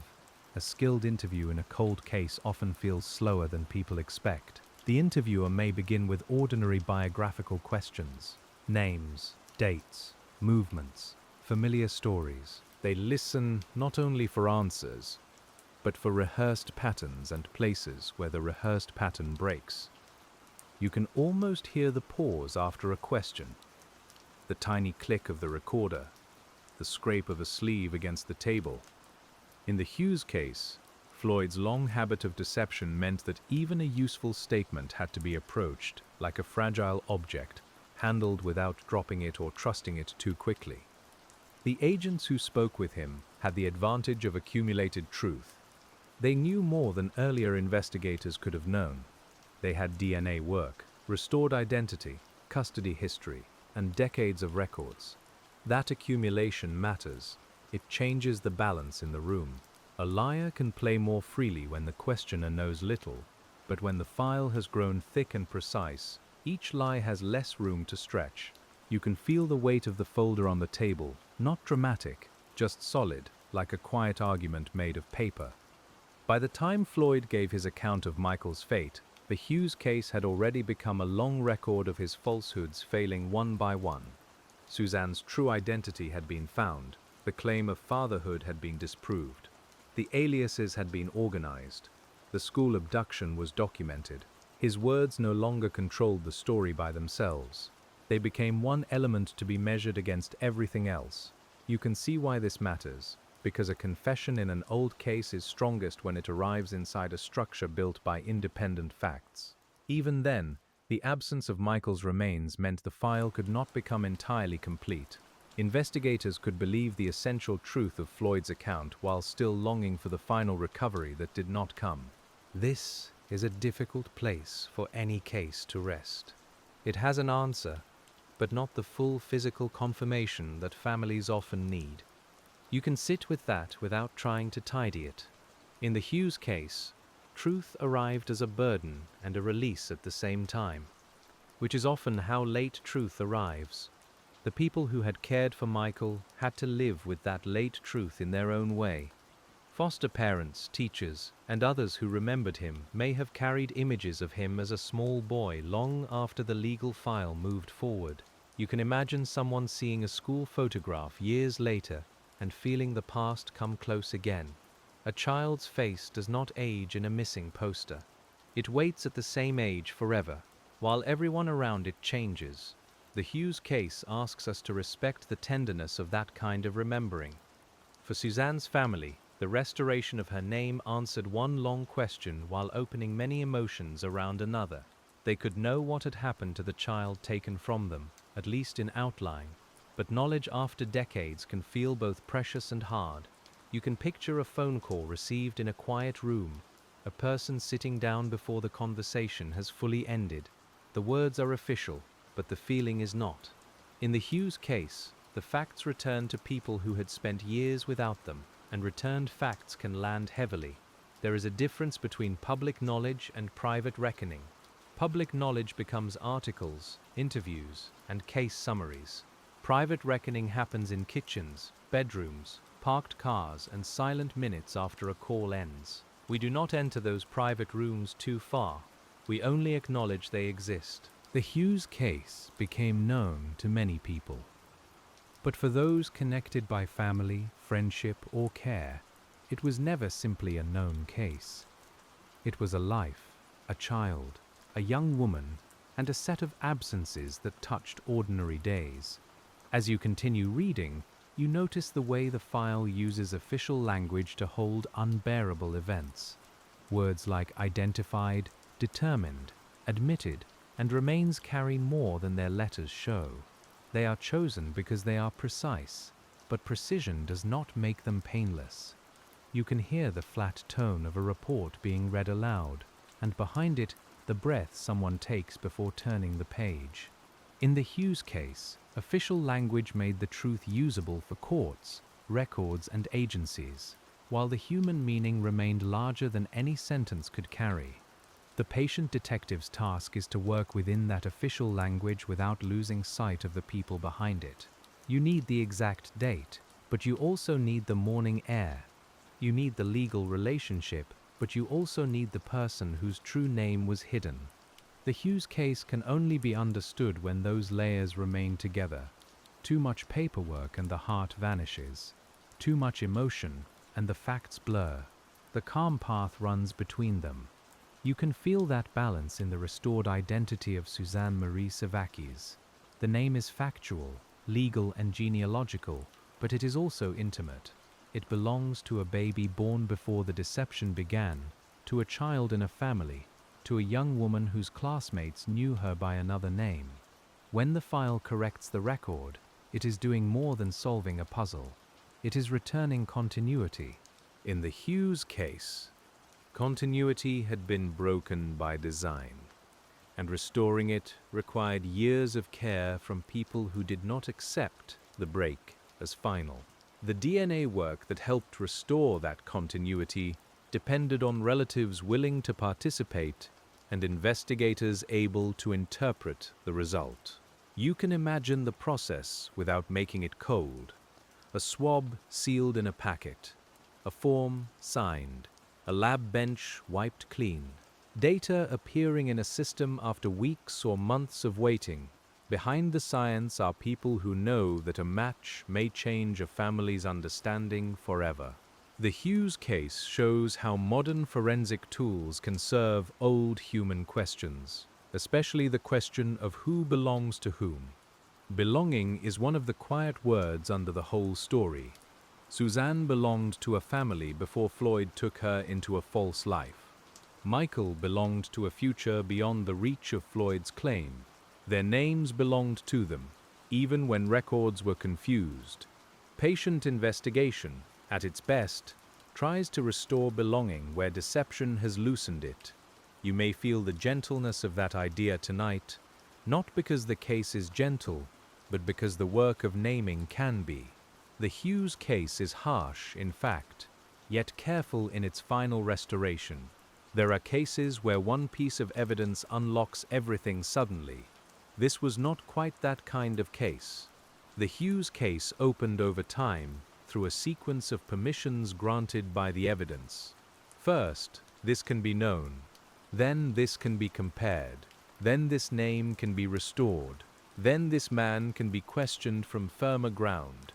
Then this child's fate can be stated. You turn the pages, and the movement feels like descending a staircase with a hand on the railing, one step after another, never leaping. That slow movement is why the case suits the quiet hour.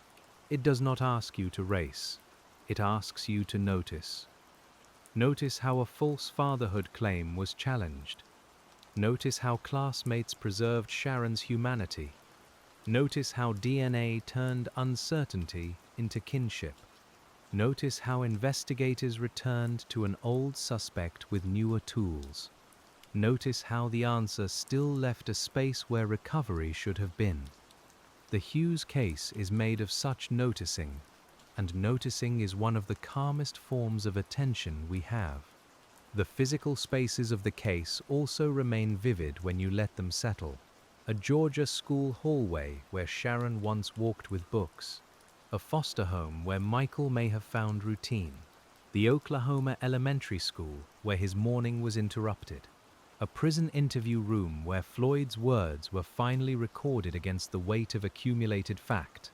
A laboratory where identity was restored through comparison. You can move through these rooms slowly, feeling the different surfaces under your hand. Locker metal, kitchen wood, school tile, prison laminate, clean lab plastic. Each space held only part of the truth. The hallway knew Sharon's promise. The foster home knew Michael's need for safety. The school knew the moment of taking. The prison room knew the admission. The lab knew the biological connections. The archive knew the whole pattern only after someone brought the pieces together. In the Hughes case, place matters because truth was not housed in one location. It had to be carried from room to room, across decades, until the record could finally hold it in one place. Sometimes, as you read, you may feel how easily a different paper trail could have changed the story. If one office had known what another office knew, if one alias had been recognized sooner, if one relationship had been tested earlier. These thoughts arise naturally, but we handle them gently. The past cannot be reworked from the desk where we sit now. The better use of hindsight is not blame for its own sake, but learning.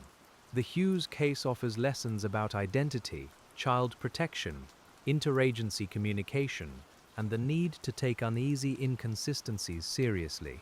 Uneasy inconsistencies often appear small at first.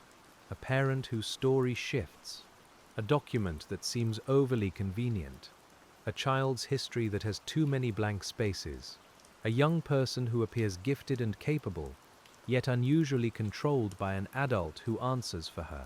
You can imagine how such details might be noticed separately, then explained away by the business of everyday life. The Hughes case reminds you to let small concerns remain visible. Not every concern means danger, but careful attention is how danger is sometimes recognized before it closes around someone. The investigators who later reconstructed the case had the advantage and the burden of seeing the pattern after the fact. They could line up old details and watch them point in one direction. Yet that also meant confronting moments when intervention might have been possible if the pattern had been visible sooner. You can feel the heaviness of that knowledge. It is not productive to dwell in accusation, but it is honest to acknowledge the ache. In the Hughes case, the solved record contains both achievement and regret, as many long investigations do. Regret can be a quiet teacher. It can lead systems to preserve evidence more carefully, verify identities more thoroughly, and share information more responsibly. It can encourage investigators to revisit cold files with humility, knowing that older cases may contain overlooked connections. It can remind communities that the person who seems controlled, isolated, or oddly renamed may need someone to ask one more careful question. The Hughes case, read in this way, becomes not only a record of what happened, but a soft instruction in vigilance without fear. We keep the tone soft because vigilance does not have to be frantic. It can be steady. It can be the teacher who remembers a student's concern, the clerk who double-checks an inconsistency, the detective who reads a file again after many years. You can hear the gentleness in that kind of attention. It is not suspicion toward everyone. It is care for the details that protect the vulnerable. In the Hughes case, care for detail eventually restored names, clarified relationships, and brought a long-hidden truth into the open. The public often remembers Floyd as the dark center of the story, but tonight we keep him in proportion. He is necessary to the facts, yet he should not take all the air from the room. The Hughes case belongs more deeply to Michael and Suzanne, and to the people who refused to let Floyd's lies define them forever. You can picture the file arranged so that his aliases are documented but not honored, his statements recorded but not dramatized, and his control reduced to evidence. That is one way patient investigation takes power back. Taking power back in a cold case can be quiet. It can look like correcting a name in a database. It can look like telling a family that a match has been confirmed. It can look like writing a final supplemental report after years of uncertainty. It can look like placing a photograph beside the right name. None of these acts undo the harm, but they change the record from a place of confusion into a place of witness. The Hughes case was solved through such quiet changes, accumulating until the full story could no longer stand. There is an almost tactile feeling to that accumulation. You can imagine each verified fact as a small stone placed on a cloth. One is not heavy. Two are still easy to move, but after many stones, the cloth holds steady against the wind. The Hughes case gathered stones for years. Suzanne's identity, Michael's DNA relationship, Floyd's aliases, the school abduction, the foster history, the later admission. By the end, the cloth did not flutter the way it once had. The truth had weight enough to stay. As the record grew steadier, public understanding changed too. People who had known only part of the story could finally see its wider shape. Sharon was not simply a mysterious young woman with a controlling father. Michael was not simply a boy taken by a man who claimed him.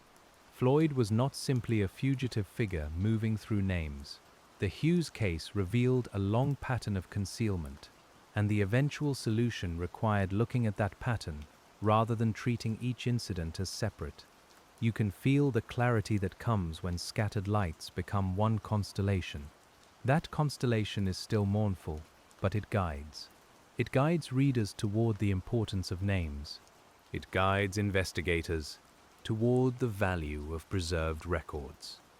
It guides families toward the possibility, however late, that an answer may still come.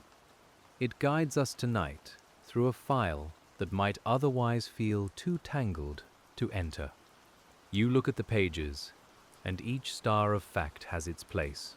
The Hughes case does not become simple, but it becomes navigable, and sometimes navigability is the first kindness a cold case can offer. When you think of the people who worked the case across the years, try to imagine them not as heroic silhouettes, but as tired professionals doing careful work. Someone misses dinner to finish a report. Someone drives to an interview in rain. Someone reads a transcript twice because one phrase feels important. Someone waits for a lab call and tries not to expect too much. The Hughes case was solved by people in ordinary rooms, under ordinary lights, making ordinary choices to continue. The beauty of that is quiet, and it belongs in the telling. The journalist's role in preserving attention also fits that pattern. Long-form reporting can function like another kind of archive, gathering voices that might otherwise remain scattered. A reporter can sit with former classmates, relatives, investigators, and records, then create a narrative that helps the public understand why the case matters. You can imagine the recorder on a table, the careful note-taking, the pause while someone searches memory for the right word. In the Hughes case, public storytelling helped keep Sharon's image and Michael's disappearance from fading into disconnected fragments. Of course, storytelling must be careful. It can either honor a case or distort it. Tonight, we stay with the honoring kind, the kind that lets facts breathe and does not turn suffering into spectacle. The Hughes case deserves that restraint. It contains enough sorrow without embellishment, and enough investigative patience without dramatic decoration. You can feel the difference in your own breathing when the story is told this way. The mind follows the pages, but the body remains at rest, anchored by the slow movement of names, dates, and remembered rooms. A case like this also shows how the word family can be both wounded and restored. Floyd used family language falsely, claiming roles that did not belong to him. He called himself father where the evidence said otherwise. He controlled the person he presented as his daughter, while concealing who she truly was. Patient investigation had to untangle those false family claims and return the real ones to view.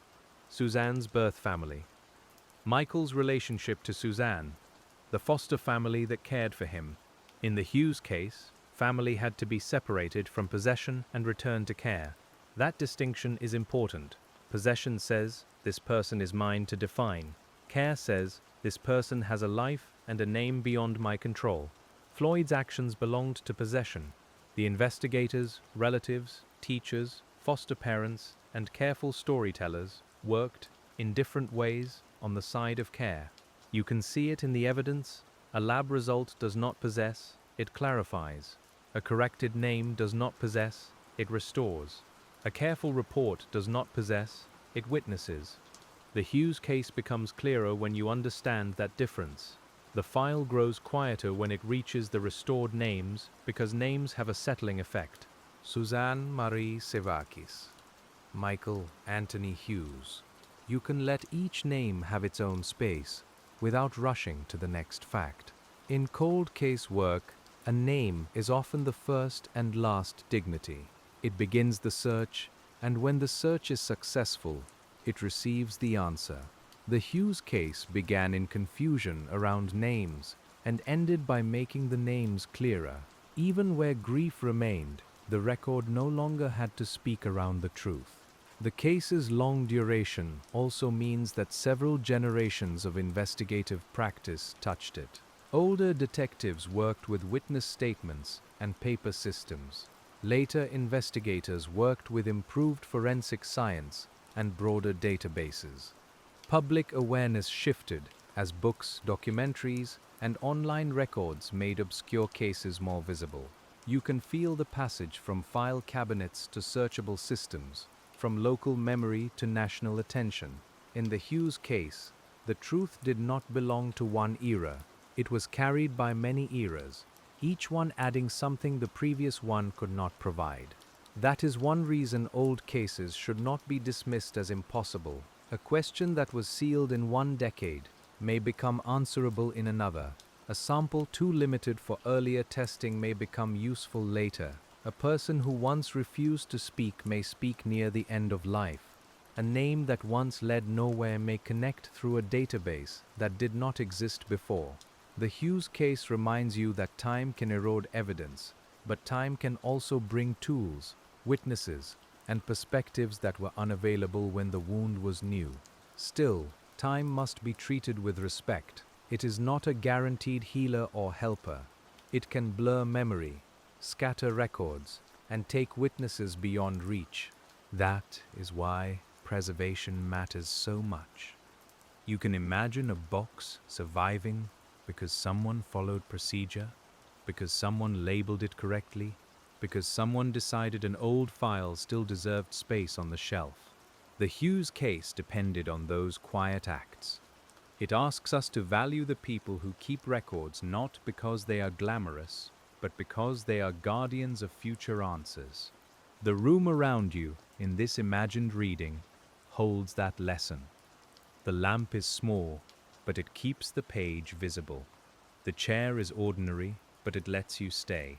The file is heavy, but it can be opened. Patient work is made from these conditions. Enough light, enough time, enough respect for what has been preserved. In the Hughes case, the long answer came because people kept making conditions for truth to be found, even when the truth was painful and incomplete. If you follow the case from Suzanne's childhood to Michael's disappearance, you can feel the continuity of Floyd's deception. It did not begin with Michael, and that matters.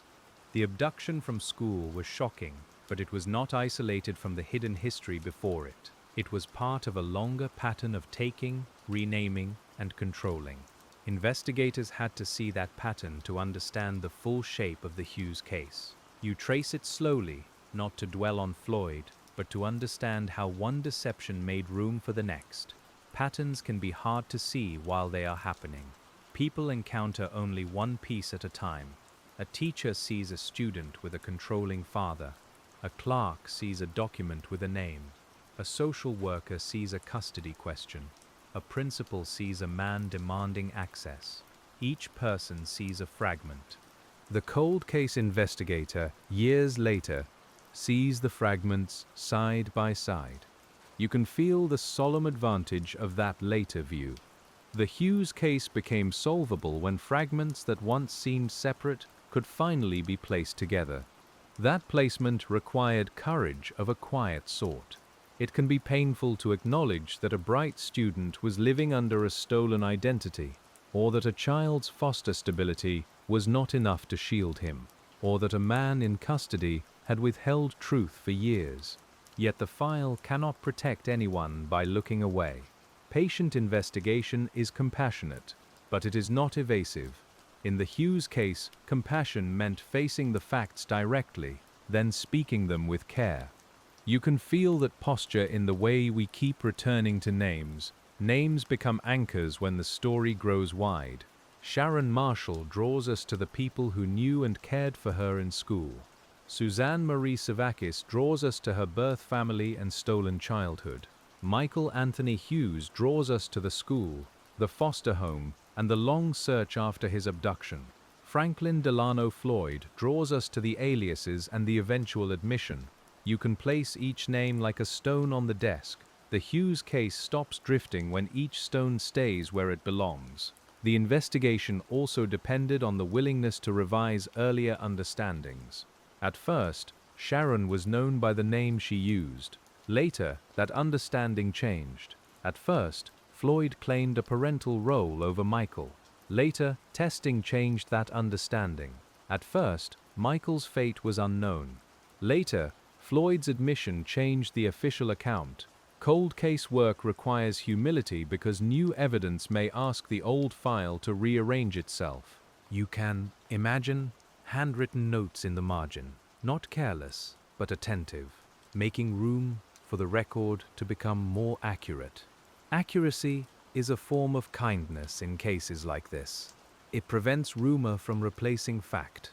It prevents a false name from becoming the final name. It prevents the person who lied from setting the terms forever. The Hughes case needed accuracy because so much of the harm depended on inaccuracy imposed by Floyd. Wrong names, wrong relationships, wrong stories.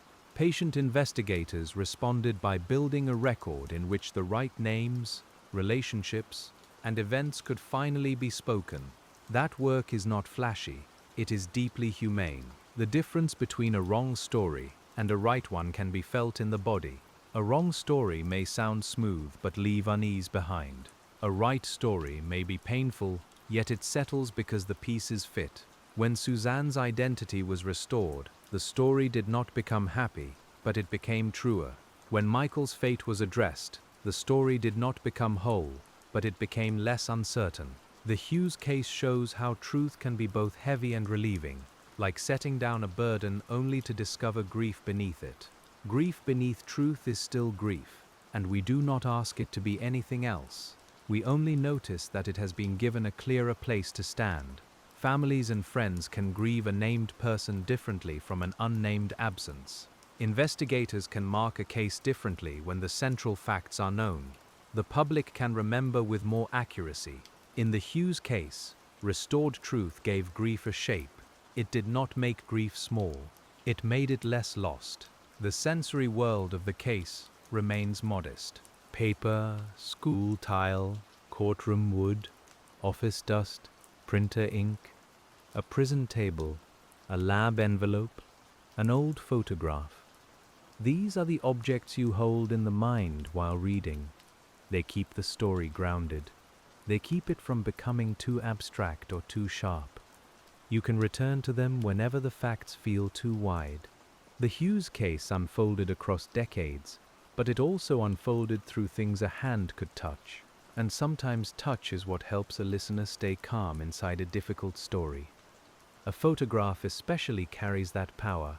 It is both evidence and memory, both surface and doorway. Sharon's photograph, seen after her true identity was known, allows people to mourn Suzanne without erasing the life others knew as Sharon. Michael's photograph, kept in missing child materials, reminds everyone that the center of the search was a small boy, not an idea. You can feel the smooth gloss of those images under careful fingers. In the Hughes case, photographs became quiet witnesses, holding faces steady, while names and records caught up. The case's solution also depended on people accepting that the answer might not feel satisfying. This is one of the harder lessons for the public.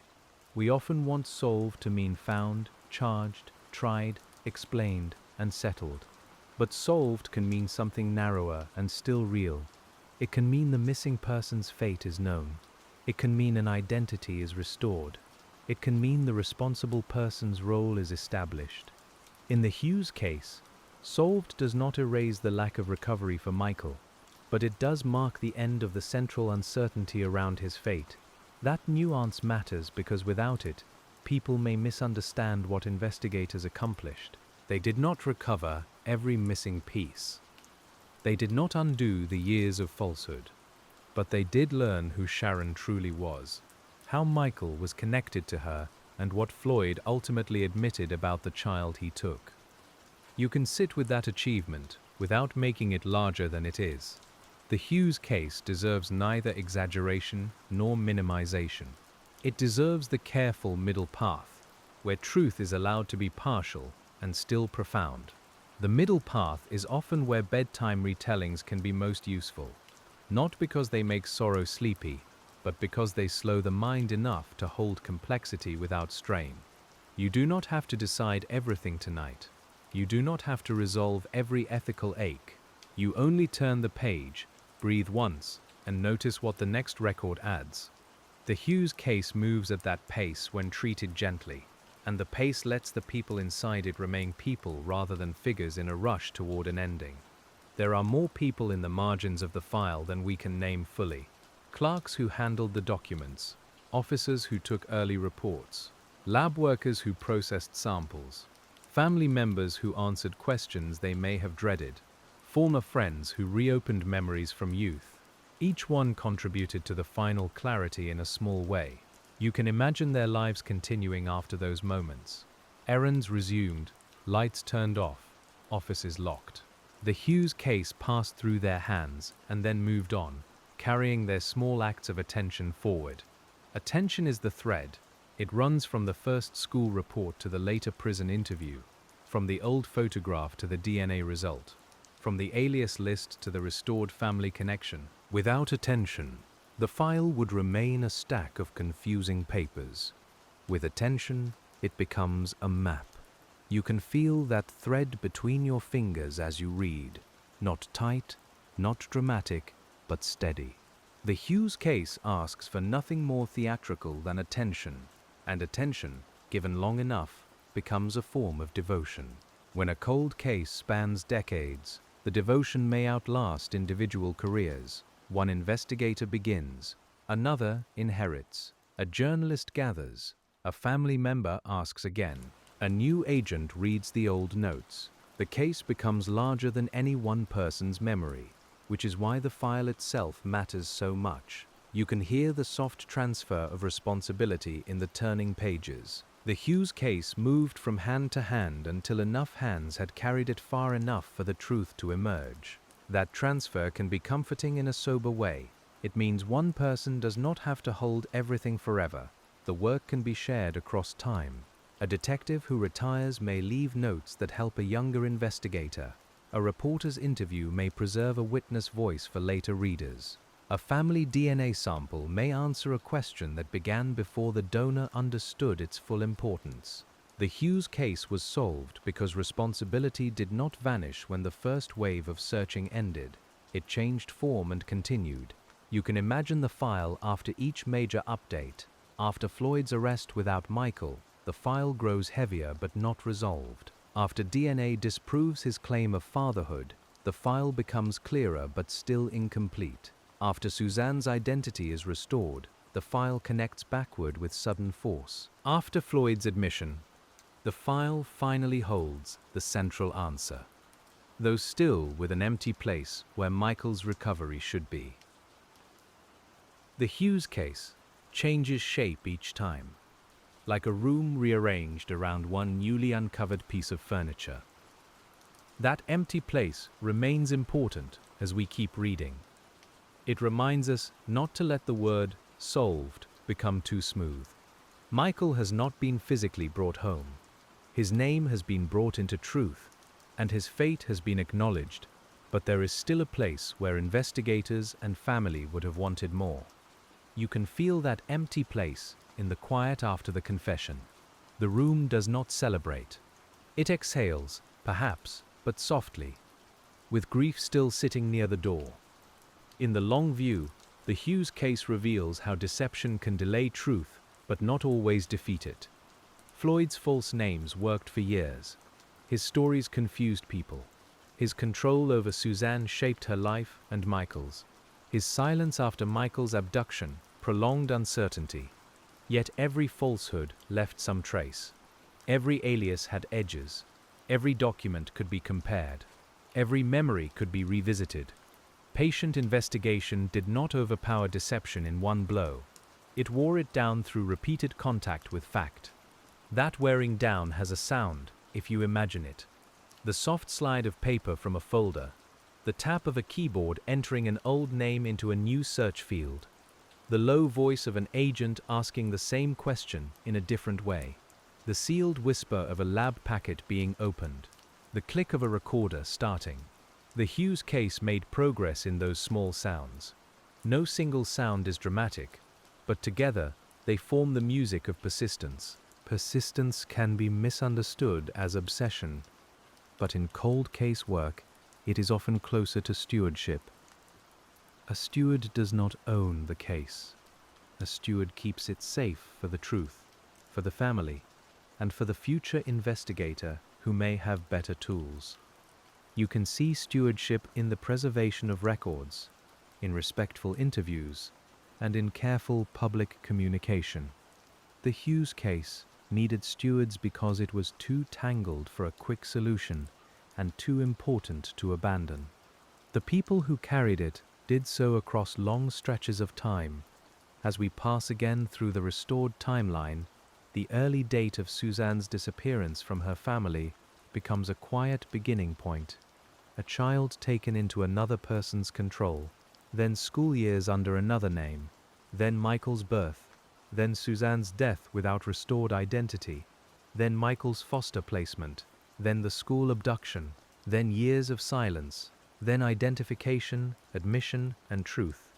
The Hughes case reads almost like a chain, but each link was a lived season, with weather, meals, sleep, clothing, conversations, and ordinary hours surrounding it. That ordinary surrounding is important because harm never happens outside of life.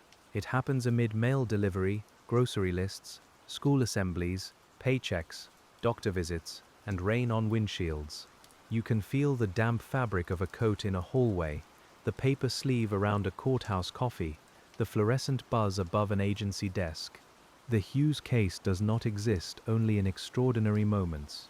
It exists in ordinary settings where people tried, missed, remembered, returned, and eventually understood more than they had understood before. When investigators finally had enough understanding, they still had to decide how to state it. A cold case update is a careful act. It must tell the truth without promising what is not known. It must acknowledge families without exposing what should remain private. It must use the name accurately. It must distinguish between admission, corroboration, and physical recovery. You can imagine drafts being revised, phrases adjusted, dates checked again. In the Hughes case, even the language of solution required patience, because language is part of the record too.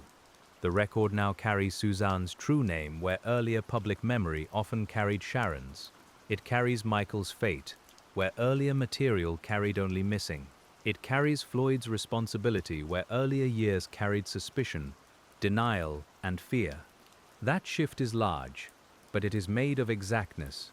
You can feel the exactness as a kind of quiet pressure, like a ruler placed along the edge of a page. The Hughes case has been measured against facts, and the false edges have been trimmed back as far as the evidence allows. As you keep the file open, one of the gentlest ways to think about it is as an act of return. Suzanne returned to her name. Michael returned to the truth of what happened to him, even without physical recovery. The case returned to investigators who were willing to ask again. Old records returned to usefulness when new tools became available. Witness memories returned to public meaning when the wider pattern was understood. The Hughes case is full of returns that came late, and late returns still matter. Late returns often arrive without ceremony. A database match, a phone call, a prison statement, a supplemental report, a corrected entry. No bell rings through the archive. The shelf looks the same afterward, yet something fundamental has changed. You can imagine walking past the file the next morning and knowing that inside it, the names now rest differently. The Hughes case would still be sad, it would still be heavy, but it would no longer be the same kind of unknown. There is a quiet responsibility in telling it after the fact. We know more than the people in the early pages knew, so we must be careful not to flatten their uncertainty. We know the restored name, so we must remember that others once knew her lovingly as Sharon. We know Michael's fate, so we must honor the years when people still hoped. The Hughes case stretches our sense of time because it asks us to hold earlier ignorance and later knowledge together, without letting either one erase the other. Holding both together is patient work of another kind. It is the listener's work tonight, and you can do it gently. You do not have to tense around the facts. You can let them sit in order. A young woman was hidden behind names and people remembered her. A child was taken and people searched. A man lied and investigators returned. Science advanced, records endured, and eventually the truth became strong enough to be spoken. The Hughes case remains painful, but it is no longer shapeless. A shapeless case can haunt in a particular way, because the mind keeps trying to draw its edges. Once the edges are known, grief may remain, but the mind can rest from some of its circling. This is part of why cold case answers matter. Even late, even incomplete, they give families and communities a defined truth to hold. You can picture the outline of the Hughes case now, drawn slowly in pencil, corrected many times, and finally darkened along the lines that evidence supports. The penciled image is not beautiful in the ordinary sense, but it is honest. It shows a stolen identity, a missing child, a false father, a restored name, a late confession, and the endurance of a record. It shows helpers, witnesses, and investigators along the margins. It shows time not as a straight road, but as a field crossed by many paths. You can rest your hand near that image and feel the paper's slight coolness. The Hughes case has become legible, and legibility is one of the few gifts available here. As the night moves on, the file still has more to teach about the slow mechanics of truth. It teaches that identity is evidence. It teaches that memory can be fragile and useful at once. It teaches that a case may need different tools in different decades. It teaches that children's records must be handled with urgency and care. It teaches that a liar's confidence can outlast many challenges, but not always all of them. The Hughes case teaches these things quietly, through the long arrangement of its facts.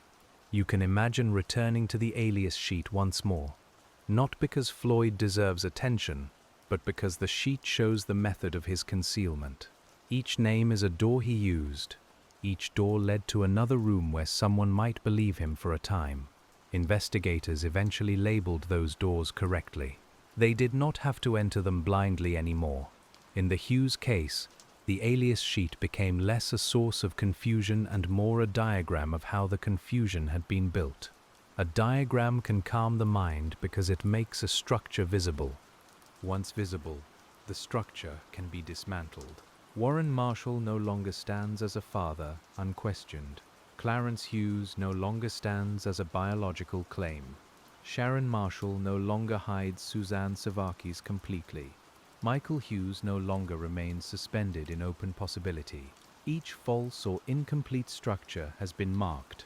You can see the careful pencil lines crossing them, not angrily, but with administrative steadiness. The Hughes case was solved in part by this calm dismantling of false structures. The most delicate dismantling involved Sharon and Suzanne, because both names carry real human meaning. Sharon was not merely false to the people who loved her under that name. She was the person they knew, the friend and student who existed in their lives.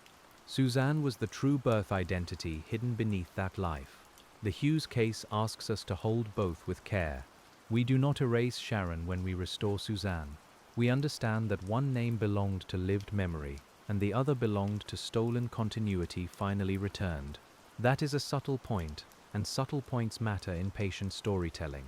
A careless account might treat Sharon only as an alias, but her friends did not experience her as paperwork. They experienced her as a young woman in classrooms, hallways, and conversations. A careful account says that Sharon Marshall was the name by which Suzanne was known during those years, and Suzanne Marie Savakis was the name that reconnected her to her origin and family. You can feel the dignity in making room for both truths without confusion. Michael's name carries a different complexity because Hughes came from Floyd's false claim, yet it remains the name by which Michael is widely known. The case title itself holds that complexity. You and I can say Michael Anthony Hughes with respect, while knowing that the surname does not validate Floyd's claim. Names in cold cases sometimes arrive through imperfect histories, and the task is not to purify them beyond recognition. The task is to explain them accurately and tenderly. The Hughes case gives us practice in that careful naming. Careful naming also prevents the story from becoming only about hiddenness. Suzanne was hidden, but she was also brilliant, remembered, and loved. Michael was taken, but he was also cared for, photographed, and searched for. The case was delayed, but it was also pursued. Floyd lied, but his lies were eventually constrained by evidence. You can feel how each sentence needs both halves to remain truthful. The Hughes case is not a single darkness. It is a long contest between concealment and recognition came late but real. Recognition can be quiet enough to miss if you expect drama. It may look like a database entry corrected. It may sound like a name spoken carefully at a press conference or in a family call. It may feel like a folder moving from active uncertainty to documented resolution. You can imagine the file label changed or supplemented, the handwriting neat, the adhesive smooth under a thumb. In the Hughes case, recognition happened in such modest ways, and those modest ways altered the moral record. The moral record matters because official records shape public memory. If Suzanne had remained only Sharon, a major part of her life would remain obscured. If Michael's fate had remained entirely unknown, the public memory would remain suspended in speculation. If Floyd's aliases had remained unconnected, the pattern would be harder to teach and understand. The Hughes case now stands as a record of deception, answered by persistence. It is still sorrowful, but it no longer belongs to rumor in the same way. Rumor thrives where records are thin. It fills gaps quickly, often with noise. Patient investigation does something quieter. It narrows gaps only when evidence allows, and it leaves the remaining gaps honestly marked. You can see this in the Hughes case, especially around Michael's unrecovered remains. The record does not pretend to have what it lacks. It states what is known and preserves the absence. That honesty is part of the solution because a truthful file must be clear, not only about evidence, but about limits. Limits are not failures when they are named accurately. They are the edge of what the evidence can support. A cold case investigator who respects limits builds trust in every fact that remains. In the Hughes case, the central truth about Michael's fate stands alongside the limitation of no recovery. Suzanne's identity stands alongside the limitation that his every private motive cannot be made transparent. You can rest in that carefulness. It keeps the story grounded. The grounding is important for sleep, too. A grounded story does not jerk the listener from one sensation to another. It moves steadily, like a hand following a line of text. You feel the file, the lamp, the old paper, the measured voice, the recurring names. The Hughes case becomes something you can sit beside rather than something that rushes toward you. The facts are serious, but the telling remains calm. That calmness is not indifference. It is respect under control. Respect under control is also how the investigators had to conduct themselves. They could not let Floyd's evasions dictate their emotional pace. They could not let public interest make the case sloppy. They could not let sympathy for the victims weaken the standards of proof. Patient detective work asks for a steady hand precisely because the material is painful. The Hughes case demonstrates that steadiness again and again, from the preservation of early reports to the late interview that finally brought the crucial admission. The late interview is worth returning to because it shows the convergence of time and preparation. Floyd did not speak into an empty room. He spoke into a room filled, invisibly, with years of accumulated work. Suzanne's restored identity was in that room. Michael's DNA history was in that room. The school abduction report was in that room. The aliases were in that room. You can imagine all of those pages present, even if the table held only a folder and a recorder. The Hughes case had become too well documented for the old evasions to work as they once had. When a case reaches that point, the interviewer's calm can become more powerful than pressure. The facts do not need to shout. They sit. They wait. They ask the same question again. You can hear the silence after the question, the quiet in which a person may choose to continue speaking. The Hughes case moved forward in that silence, in the disciplined space between what investigators knew and what Floyd could finally be made to address. That disciplined space is part of the craft of investigation. It is not mystical. It is practice, preparation, and emotional restraint.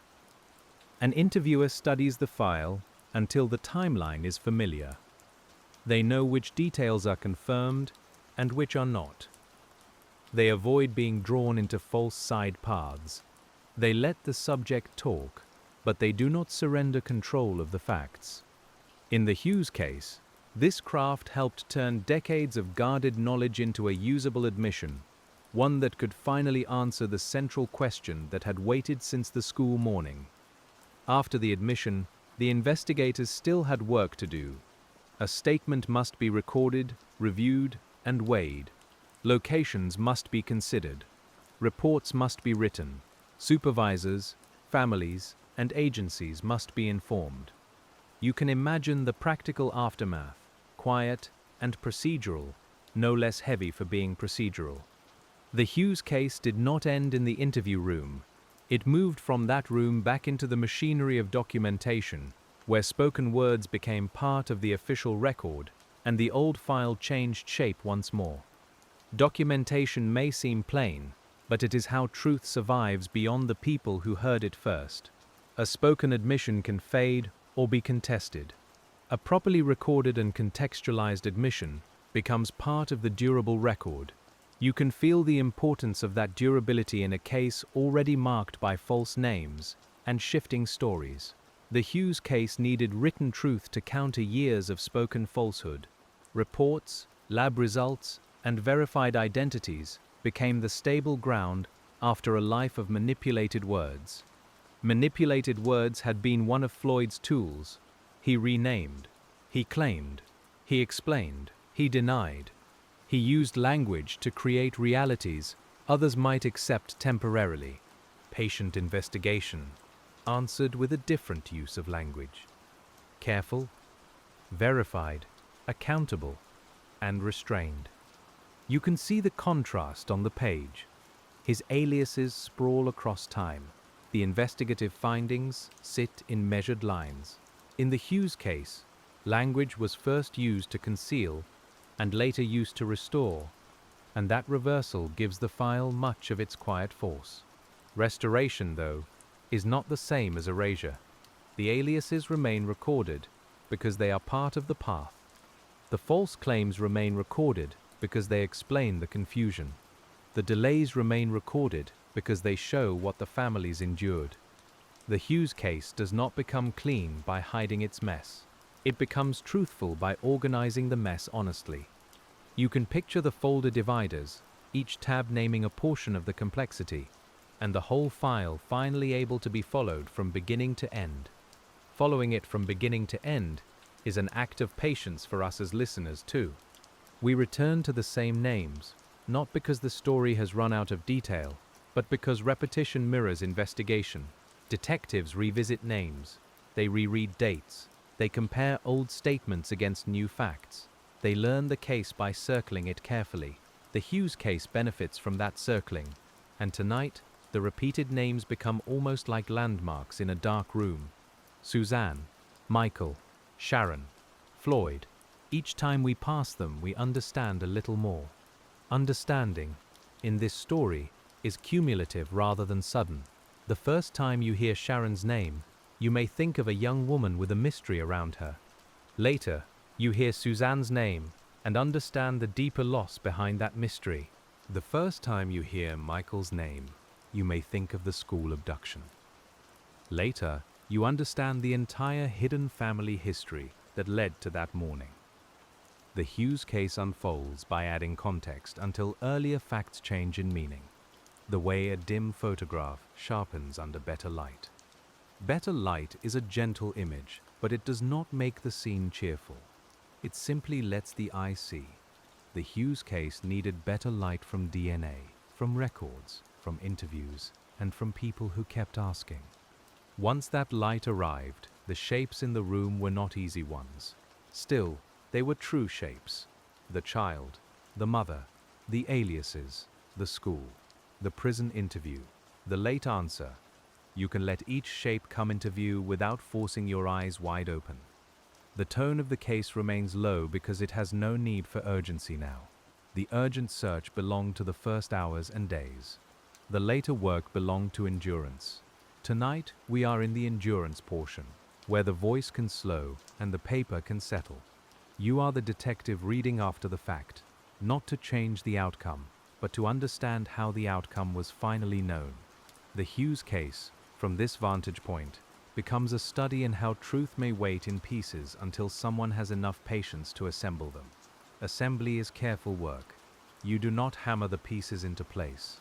You turn them, compare their edges, and accept that some will remain missing. The Hughes case required that kind of touch. If investigators had forced the evidence, the record would be less trustworthy. If they had abandoned the evidence, the truth might have stayed hidden. Instead, they kept assembling. Documents against DNA. Witness memory against timeline. Floyd's words against everything else. Slowly, the image became recognizable. The recognizable image contains both Suzanne's life and Michael's disappearance, and it asks us not to separate them too quickly. Michael's case cannot be fully understood without Suzanne's stolen identity. Suzanne's story cannot be fully understood without the later fate of her son showing how Floyd's control continued into another generation. The Hughes case is therefore a connected story, a family story under pressure rather than two unrelated mysteries. You can see the connection like a thread running through the folders, sometimes slack, sometimes pulled tight, but never broken. Threads can survive years inside boxes. They may fray, but they remain. A name in one record ties to a name in another. A child's photograph ties to a mother's restored identity. A false claim ties to a DNA result that disproves it. An old-school memory ties to a later public understanding. The Hughes case is full of threads, and patient investigation is the hand that gathers them without tearing. You can feel that gathering now, slow and tactile, as if the file itself were made of fabric rather than paper. The fabric is worn in places. Some memories are thin. Some records are missing or incomplete. Some questions cannot be answered with the surviving material. Yet enough fabric remains to see the pattern. That is often the best a cold case can offer after decades.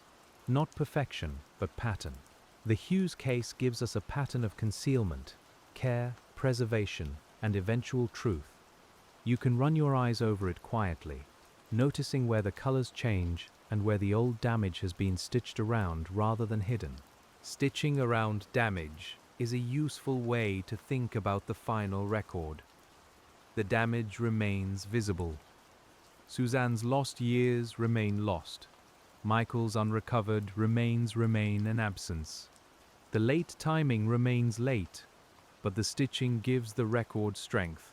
It keeps the story from falling apart into disconnected rumors. It allows future readers to understand what happened and how it was learned. In the Hughes case, the stitching was done by investigators, relatives, journalists, scientists, and witnesses, each adding a small section of thread. You can imagine the future reader, years from now, opening the same case and finding the path easier because of that stitching. They will not have to begin with total confusion. They will see Suzanne's true name. They will see Michael's relationship to her. They will see Floyd's aliases identified rather than accepted. They will see the school abduction and the later admission placed in context. The Hughes case will still be sad, but it will be readable, and readability is one way the past becomes less vulnerable to distortion. Distortion is always a risk when cases become widely known. People simplify, they exaggerate, they center the wrong person, they turn aliases into mythology and pain into entertainment. The antidote is careful retelling. You stay close to the verified facts. You return to the victims' names. You mention uncertainty without decorating it. You let the methodical work matter. The Hughes case, told carefully, becomes not a spectacle, but a record of patience. And that patience is what we keep beside us tonight. Beside us, the lamp continues to burn low. You can imagine the edges of the room fading while the page remains clear. There may be a faint hum from a vent, a soft settling sound from the shelves, the dry whisper of paper as you move one report aside. The Hughes case continues through these quiet textures. It does not ask you to be alarmed. It asks you to remain present enough to honor the work and relaxed enough to let the story unfold without strain. The next portion of the file returns to the public understanding of Sharon Marshall, because public memory was one of the ways the case stayed alive. People saw her photograph and wondered who she had been. They read about her intelligence, her charm, and the strange gaps around her history. You can feel why her story stayed with them. A young woman who seemed to have a future, a child later missing, and a man whose identity shifted under scrutiny. The Hughes case held the kind of unanswered questions that do not easily leave the mind. Yet the best public attention did not merely wonder, it helped preserve. It encouraged witnesses to remember. It made space for relatives and former classmates to speak. It reminded agencies and readers that behind the mystery was a human life needing her name. You can imagine someone reading an article late at night, recognizing a detail or deciding to contact an investigator with a memory. In the Hughes case, public attention became useful when it remained connected to care rather than curiosity alone. Curiosity alone can be sharp. Careful curiosity is different. It asks, who was she, and how can we know that responsibly? It asks, what happened to him, and what evidence supports the answer? It asks, which parts are known, and which parts remain beyond the record? The Hughes case benefits from careful curiosity because it was built around false certainty. Floyd offered false certainties for years. Patient investigators replaced them with verified truths, even when those truths were less complete than anyone wished. The restored truths also changed how older memories were understood. A classmate remembering Sharon's father as controlling could now understand that the man was not her father. A family member remembering Suzanne's disappearance could now understand where part of her life had gone. A foster parent remembering Michael could now place his story within a wider history of concealment. The Hughes case did not create new memories exactly. It gave old memories a truer frame, and a truer frame can change how a person carries the past. Carrying the past is work. Some people carry it actively, by searching and speaking. Others carry it quietly, in a drawer of photographs or a question that returns at certain times of year. The Hughes case was carried in both ways. Publicly, through reports and investigations. Privately, through grief and recollection. You can picture the two forms of carrying as parallel paths, sometimes touching, sometimes separate. When the truth finally arrived, it traveled down both paths, entering official records and private lives in different ways. That difference is why the file can never be the whole story. It is essential, but not complete. It records what can be documented.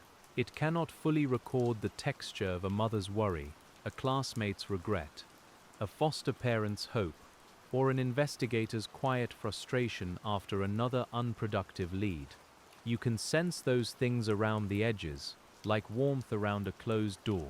In the Hughes case, the official record gives us the spine, and the remembered human details give the story breath. Breath matters in a bedtime retelling. It lets the listener remain with difficult material without being overwhelmed. We breathe with the turning pages, with the careful return of names, with the slow clarification of facts. The Hughes case has enough sorrow to fill the room, but the rhythm of patient telling gives that sorrow space. You do not need to hold every detail tightly. You can let the main truths rest where they are, while the smaller details drift past like dust in lamplight. Dust in lamplight is not empty. It shows that the room has been waiting. Old cases are full of waiting rooms, both literal and imagined. Waiting for test results, waiting for a callback, waiting for a witness to be ready, waiting for a suspect to speak, waiting for technology to catch up with preserved evidence. The Hughes case waited in all those ways, and the waiting was not wasted because people kept enough of the record intact for the later answer to find its way in. When a later answer enters an old file, it can illuminate pages written long before. A custody order gains new significance. A school record becomes part of a larger timeline. A photograph becomes connected to a birth name. A false claim becomes evidence of a broader deception. You can see the light moving backward through the Hughes case, touching earlier pages and changing their meaning. The past itself does not change, but our understanding of it does. And that change is the heart of cold case resolution. Resolution, again, does not mean ease. It means the facts have become clearer. In the Hughes case, clarity was long delayed, but eventually substantial. Suzanne's origin was no longer lost. Michael's fate was no longer entirely unknown. Floyd's role was no longer shielded by denial alone. The case could be told with greater accuracy than before. You can hold that as a serious accomplishment, achieved not through speed or force, but through the long steadiness of evidence gathered, preserved, tested, and spoken. The file remains open in front of you now, not at the end, but at another deep place in the telling. There are still more ways to sit with what this investigation required, more quiet rooms to pass through, more gentle attention to give to the restored names and the people who carried them. The pages wait under the lamp, their corners soft, their ink steady, and the Hughes case continues to unfold in the patient rhythm of old records being read carefully, one line, one memory, and one verified truth at a time. The real status of the Hughes case is quiet and difficult.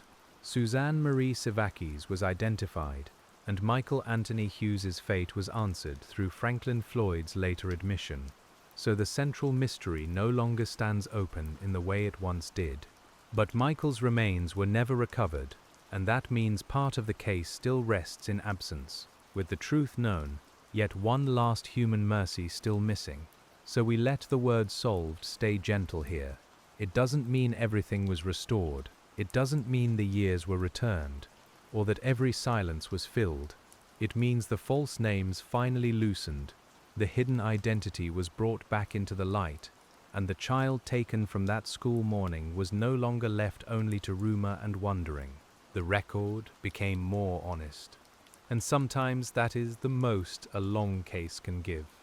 You can leave the file where it is now, beneath the small lamp, with the pages settled and the names spoken carefully. Suzanne has her name, Michael has his truth. The people who kept looking have done the patient work that could still be done, and the remaining quiet does not ask you to solve it tonight. The room can grow dim again, the paper can rest, and for now the long unanswered years can soften into silence.